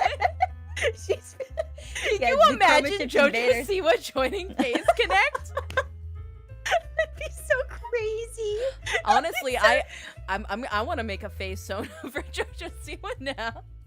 I would That's honestly such a bad just idea. in general, I would love to just see JoJo Siwa be a VTuber and then get her shit wrecked. Like not like I feel like she's camp enough. I think she could pull it off. Unironically. I Like, think that yeah. she's campy enough, but I think her attitude is ass. Oh, 100%. Like, she's not a good person. She'd end up getting canceled. But, like, I feel like You know? before she did, she'd actually get, like, a decent following. Oh yeah, I definitely think that she is like she's got the sense of humor for it, and I definitely think that like the way that she executes the things that she does is over the top enough to be a VTuber. But like I feel like she wouldn't last more than like a month. Yeah, no, I think she's got the skill set and she's got the personality, but she has the wrong attitude. Yeah. I definitely think like I'm very much because I'm very much in this vein of like I believe that if people want to be VTubers, they should try to be VTubers if Oh, they want 100%. to. But I'm also in the vein of like you have to know what you're getting into before you open that can of worms because it is a lot heftier than people realize. You know what's crazy to me? Okay, this is gonna sound like a side track, but it's not. Have you ever watched Young Sheldon? Yes, I have. So the person who acts as Sheldon's sister, she's a VTuber. No fucking shot. Well, really? They're a VTuber, yeah. Yes. What? And they've been doing Minecraft YouTube for years. Wait, what is their channel? Oh, it's like Send Sunny, it to me. It's like Sunny something, not Sunny Explosion Lamau. No, it's Sunny something else. They literally hit my feed again. They were like a faceless streamer for a while, and then they were a VTuber. And then after Young Sheldon wrapped up, they like dropped a big announcement like, hey guys, so I just came back from TwitchCon and I decided that I wanted to go public that I've actually been on Young Sheldon this whole time and I play Missy. And it's just like, huh? That's so cool. Good for them. Like very genuinely, that's really cool. Oh yeah, no. She's actually still, all things considered, like...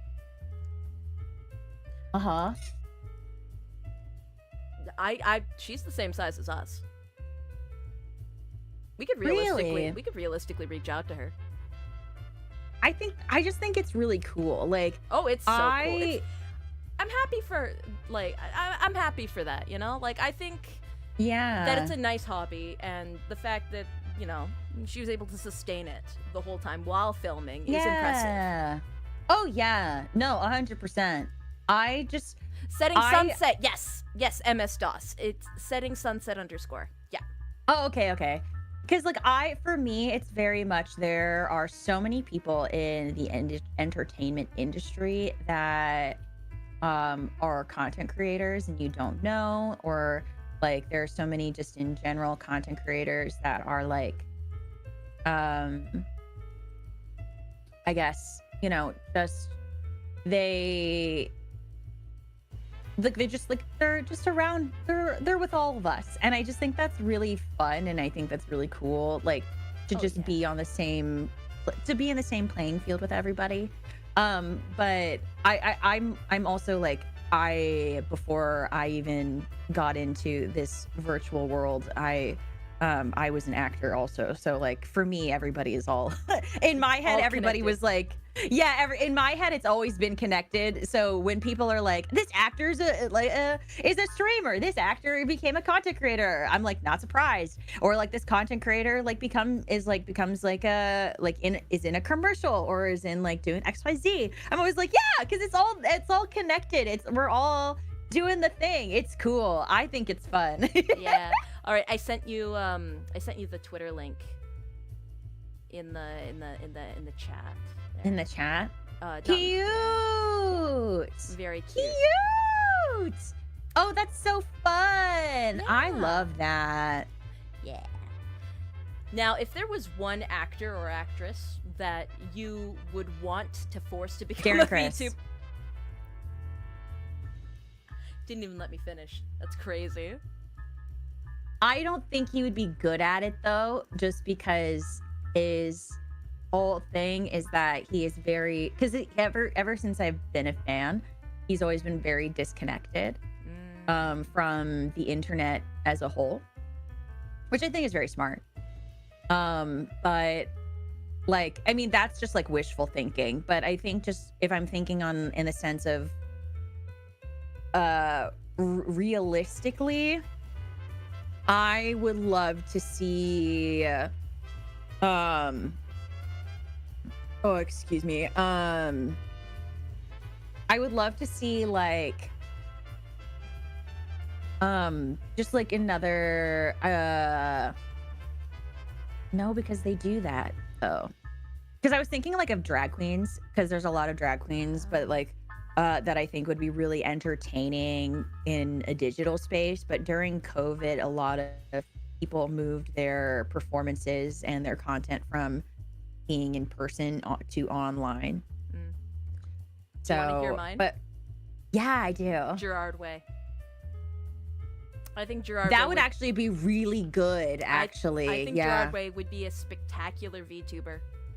Yeah, and I mean he's got the, I think, the obviously like he has the entertainment experience.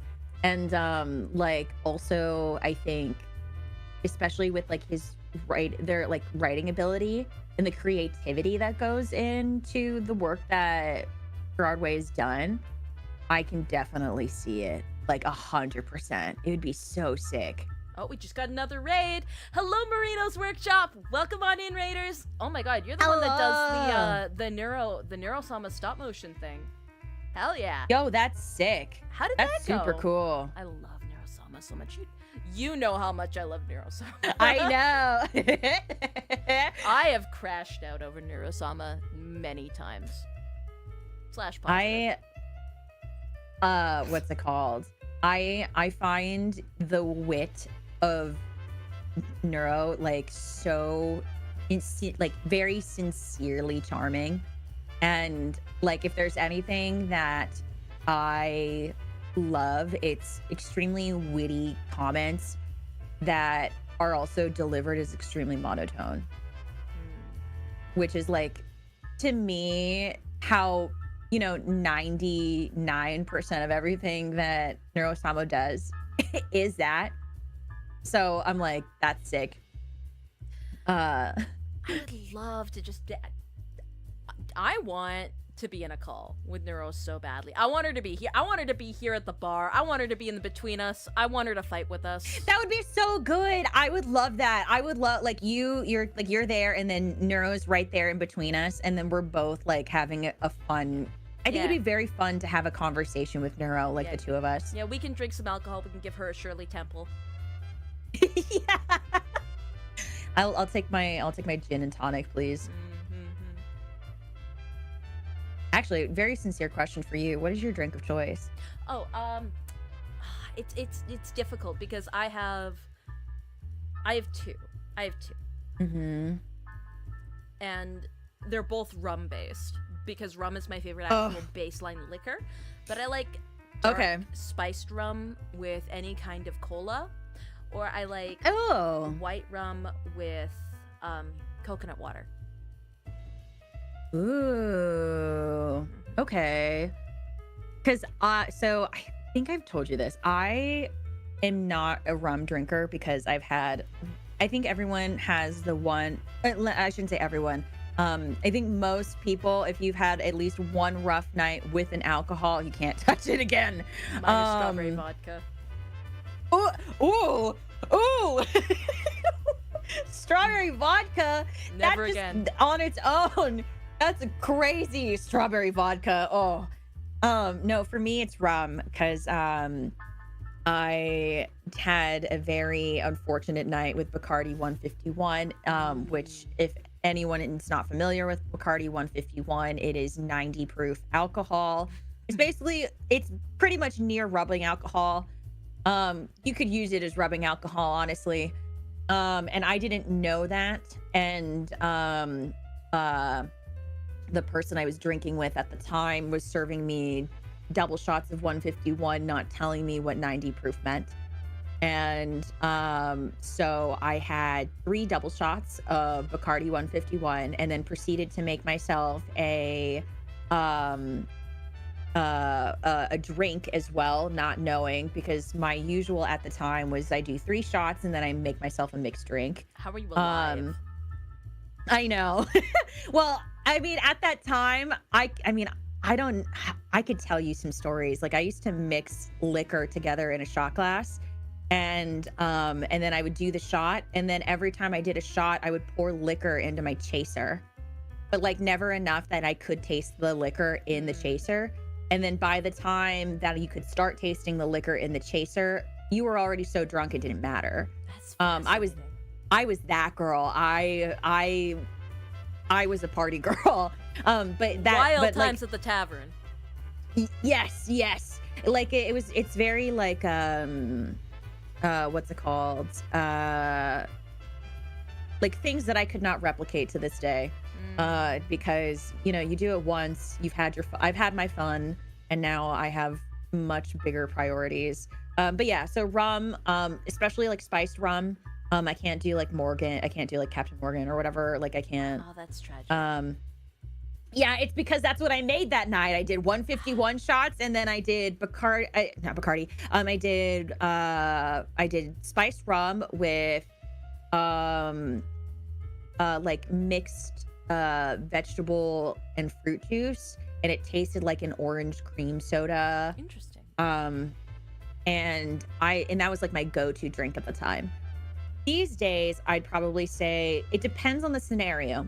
If I am crashing a wedding, it's a tequila sunrise, because I love tequila. Although I shouldn't drink tequila because of what it turns me into. You just go full dragon mode? That, or you could, I mean, I was gonna say turns into a stripper drunk, but that's fine too. I love a vodka soda. That is like for more casual sippy sips. And then, but like 9 times out of 10, if you hand me a drink with gin in it, I will.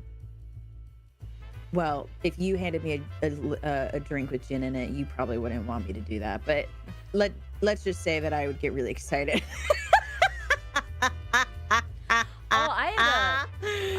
I'm gonna derail the conversation because I just remembered. This reminds me of something that happened yesterday. I didn't drink, by the way. Okay. No, I had some shoes that, like, I have my white boots here, right? Like my big, wonderful horse riding boots. I have one for every day of the week. One of them was kind of unraveling, so I had to go get a replacement pair of boots. So I was out. Okay. I was in the city, and I'm in that store. I've got, like, I've purchased a Monster Energy, and I'm just guzzling that, you know? And for some reason, I've got terrible hiccups. I take one sip, and I haven't had Monster in so long because I'm usually just doing Gamer Subs code Sable 10% off. But I was sipping my Monster. Okay. And massive hiccups, reaching for boots. It's actually painful hiccups. An elderly bitch comes up behind me, and she's giving me this awful look, and she goes in the most, like, raspy voice, "Are you drunk? Are you day drinking in public?" And I'm holding my Monster absolutely flabbergasted because it's just like, I'm being confronted about something that I'm not doing, right? But, like, I guess I do sound drunk. I'm, like, hiccuping like a monster. I kind of short circuit, and I kind of just hold the Monster can, and I swirl it in front of her, and I'm like, sugar-free. It's sugar-free. It's making me hiccup. And I looked like I was I felt like on the verge of tears, and I think that scared her off. She just kept looking at me. That's so funny. I think I just convinced her further that I was drunk. Well, the thing actually, like, the thing that I. Anyway, and then one of the casino associates that came with me to buy boots stomps up after the old lady left, and she's just like, "What's going on? Why do you look like this?" And I'm swirling my sugar-free Monster, and I'm going, "I was accused of day drinking again." And the casino employee is just like, "Oh, where are they? Let me have at him. Let me have at him." And I had to hold her back. We had to leave the store. Oh my god, that's so funny. I love that. I love when people think that you, like, when someone is drunk and they're not actually drunk. I think that's always, like, the funniest thing, because to me it's always like, do you know what it looks like? Like, do you know what a drunk person looks like? It's very that for me. I love it. I very much so am very well acquainted with knowing what drunk people look like. I meant literally like, in a bar. No, I meant in the sense of, like, for people who try to call out people for being drunk, even though they're not. It's like that. Because, for example, actually I talked about this in my last stream. Was it my last? Yeah, it was when I killed the landlord. So how when I take meds, I am infinitely crazier. And people have asked me, are you drunk? But it's like, no, I'm not drunk. I just have less inhibitors because I'm medicated. Oh my god. One day I was like, okay, so I'm a very happy drunk when I'm drunk. Like, I'm like, are you? I'm a very like affectionate drunk, not like in a sex pest kind of way, but like in a no. You're the best kind of way, and it's embarrassing, right? But sometimes, I'm just sentimental. Sometimes I genuinely am just happy to be around people, and I let them know. Again, I'm constantly being accused of being drunk when I'm just not like being typical. I'm on a Discord call with someone, and I'm going, I'm so glad to have met you. You're a wonderful person. And immediately they stop playing their game. They shut it down, and like their deathly serious tone. Are you drinking? It's just like, what the fuck are you talking about? I was being nice, you fuck.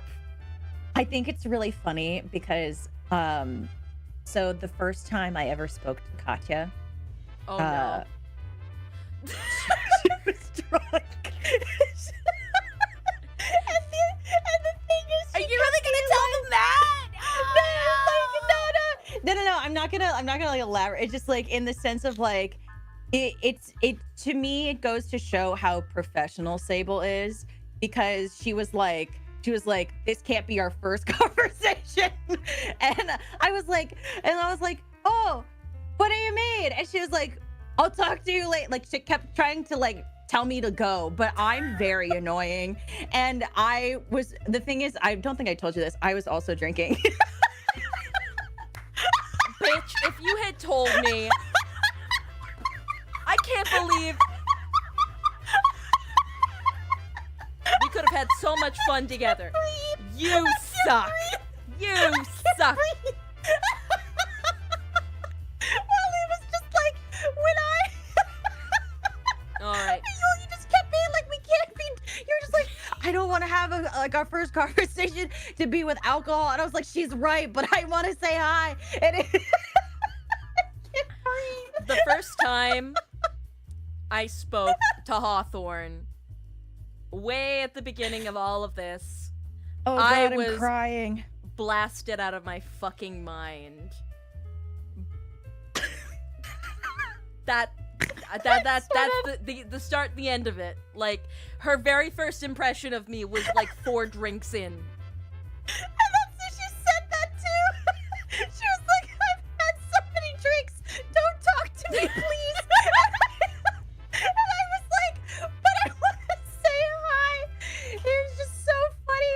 But the thing is, I was also drunk, and so I just wanted to keep talking because I also like sober. I don't know how to say bye. I just don't know how to leave. So I just kept going. That's insane. It's so funny. Yeah, I don't think I was like, I've never told you, but yeah. Can I provide them like time context, do you think? Or yeah. So it was Christmas Eve. I mean, I think so. It was Christmas Yeah, Eve. I was about to say I think the timeline makes sense. It was Christmas yeah. Eve. Yeah. Yeah, it was Christmas Eve. I was with my sister, and we were like hanging out and just like drinking. I was doing a bunch of casino work, and you know what? Christmas Eve things get really fucking rowdy at the casino, because that's just how, people in Chiron are. We were like, what we had like, gotten like we used to do this thing like, because we have a projector, and so we would lay down and watch a movie on the ceiling. That's what we were doing. We were like watching some kind of we were watching some kind of like Christmas movie. So because we have like we had a tradition of like we would watch Home Alone every year. Aww. And then Polar Express. That's really sweet. So I was in the middle of going door to door with other casino patrons, because we go door to door and we carol. Mm-hmm. And the thing about Chiron Nights is that we take big bottles of liquor and shot glasses to the doors when we Christmas carol. So we take shots with the owners of the house. And so after like 20 fucking hours, way. and we have designated drinkers, you know, and we have designated drivers, but we also have designated drinkers. So we had already downed like 2 designated drinkers, and it was my turn. And then all of a sudden I'm getting pinged on Discord like, oh, go meet these people. And I'm like multiple shots in, singing in a foreign language, surrounded by strangers, totally overwhelmed. And I see you guys having fun, and I'm like, fuck! Why on Christmas Eve? I was also confused by that because I was like, but for me it was very like, because like, I mean, you know me well enough at this point to know that I'm all balls to the wall. I'm like, sure, whatever, go with it. I don't give a fuck. So like, just roll up and just like, I was trying very hard to like act like I was sober, because I was like, there, our CEO was still here. Like, Red was there. Red was seeing my frantic messages like, I can't talk, guys. I'm really drunk. It's just like, oh god. Red puts up with so much of my shit, I swear. It's just so funny because when I looking back on that day, I'm like, we really did that for Christmas Eve. Oh god. I mean, it was a great day, but it was just like the timing was so crazy. There couldn't have been stranger but more magical timing. Yeah. Yeah, I agree with that. I will Holy say shit. that yeah, everyone's first impressions still stick with me as something that stands out, because you know what?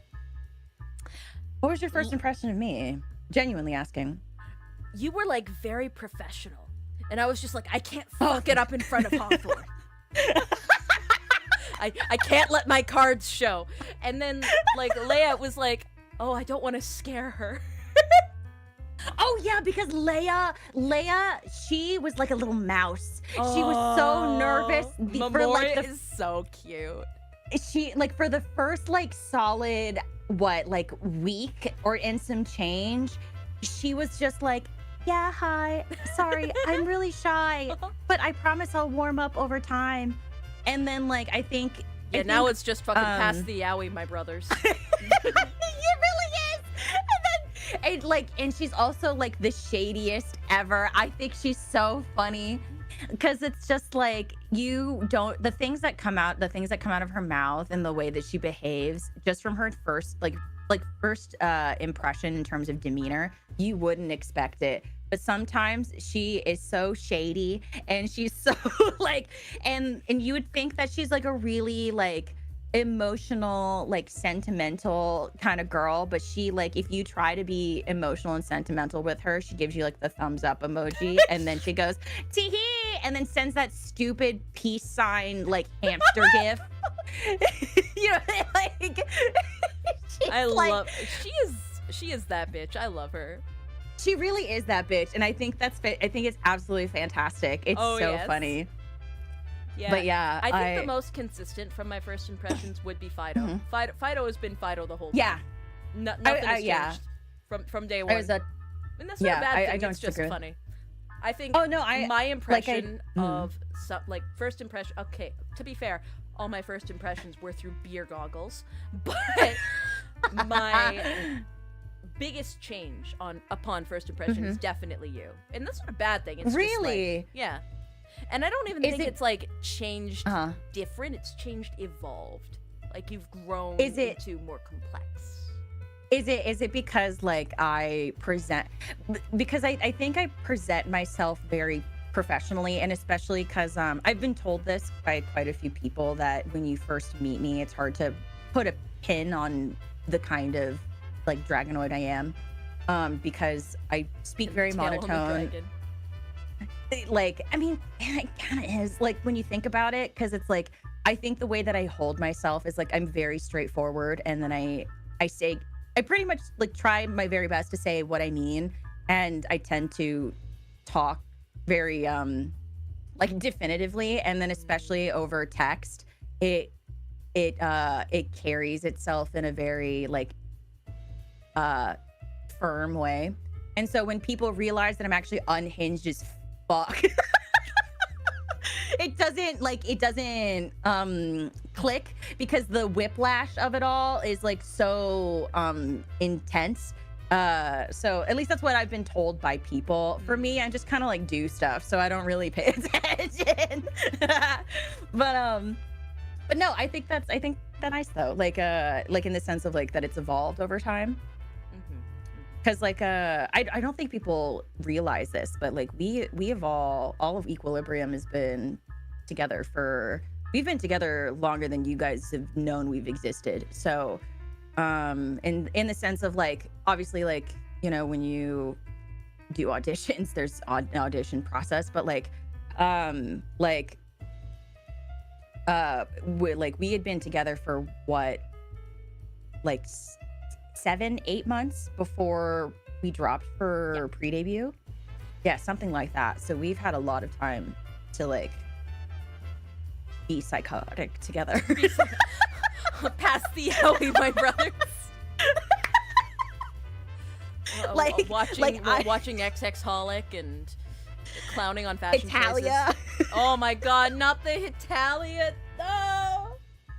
We had like a whole phase during pre-debut where we were like, oh my god, guys, let's rewatch Italia together.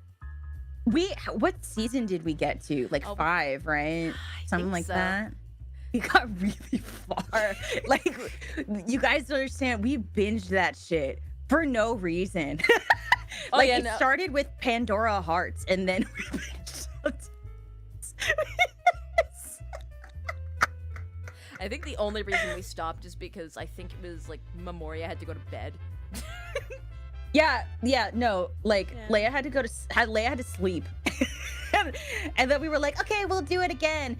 And then but then every time we've started an anime, we are like, but what if we watch this? We watch something else instead.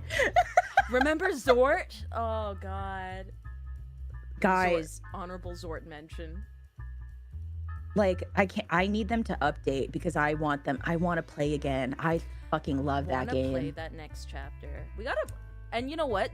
Due to how the game is set up, we could literally just do like a speed run of Zort and then catch up. That's what I think too. Yeah, that's what I think, especially because like unless they've like changed the beginning, like we've zoomed through that.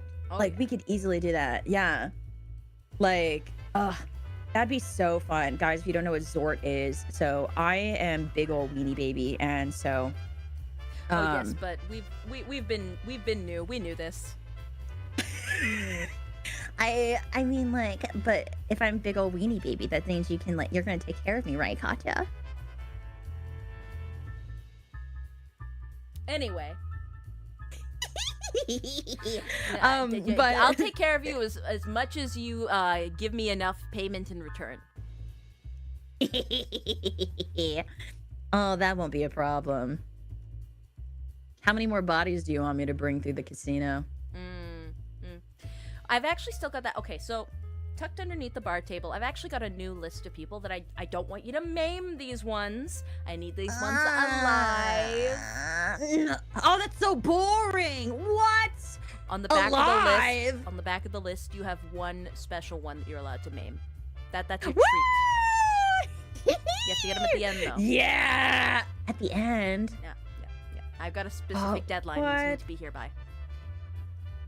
So you want me to bring the list of these people alive, and then do you want me to bring the special toy like last? No, you can just straight up kill him. I don't need him anymore. He's done. Oh, okay. Yee-hee, woohoo! You can practice that skin peeling technique. You're right. I can check if he dies of hypothermia first. Yes. Yeah. Tell me the results of that. So excited. Yeah. I will. Oh my god, that's so fun. Oh, and then afterwards I can burn the body and then I can smoke his ashes. Yeah, okay. What? I'm being so serious. It got approved.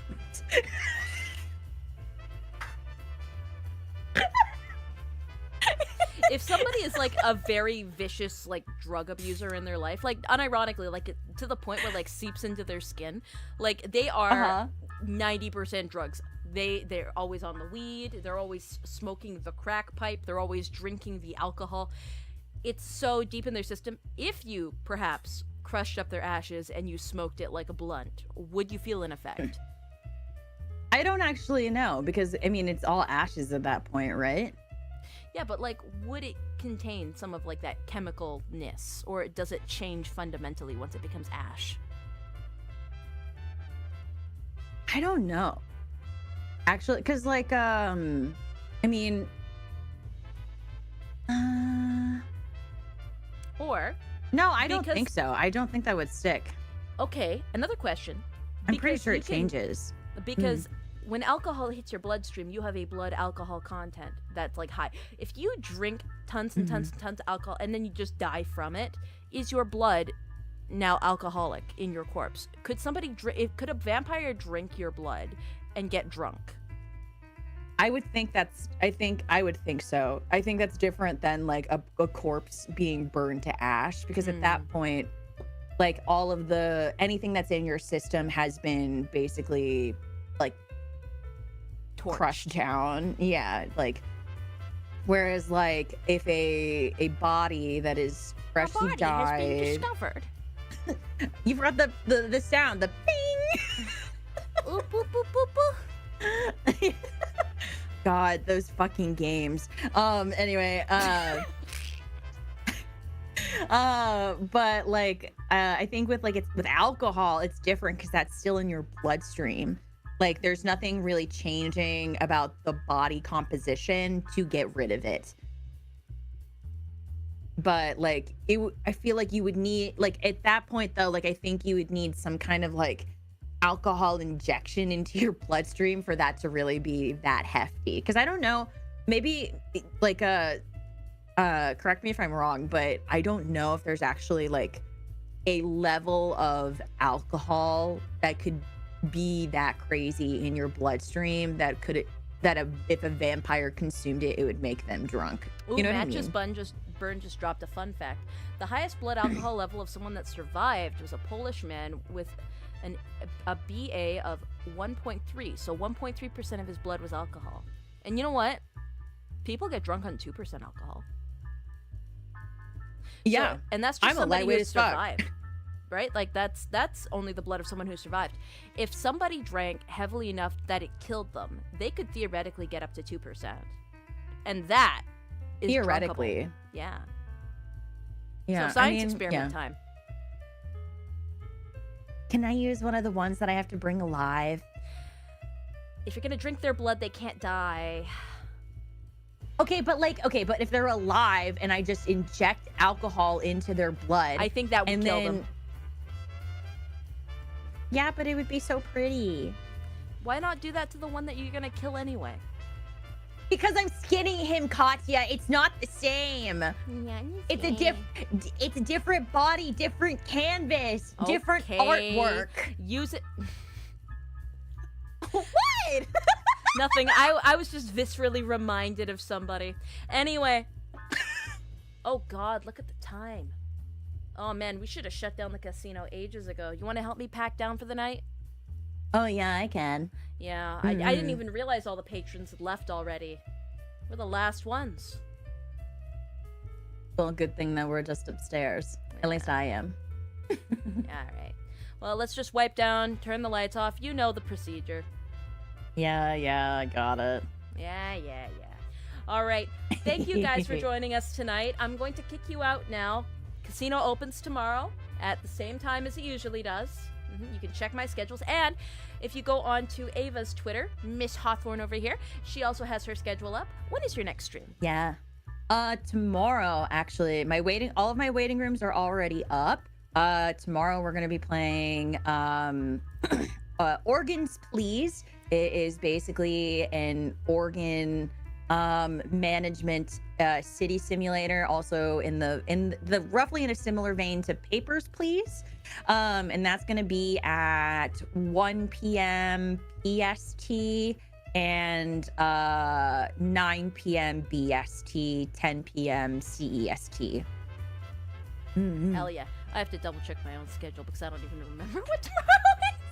Well, I stream at the same times every week, so it's always going to be 4 p.m. EST, 11 a.m. EST, and 9 times out of 10, the days will always be the same. So Okay. Tuesday, Wednesday, Friday, Saturday. So like, even if I don't put out a schedule, you can usually anticipate that I will be streaming at those particular times, unless there's an event or a collab that requires me to move something. So. All right, I just checked, and yeah, all my times are the same as last week, basically.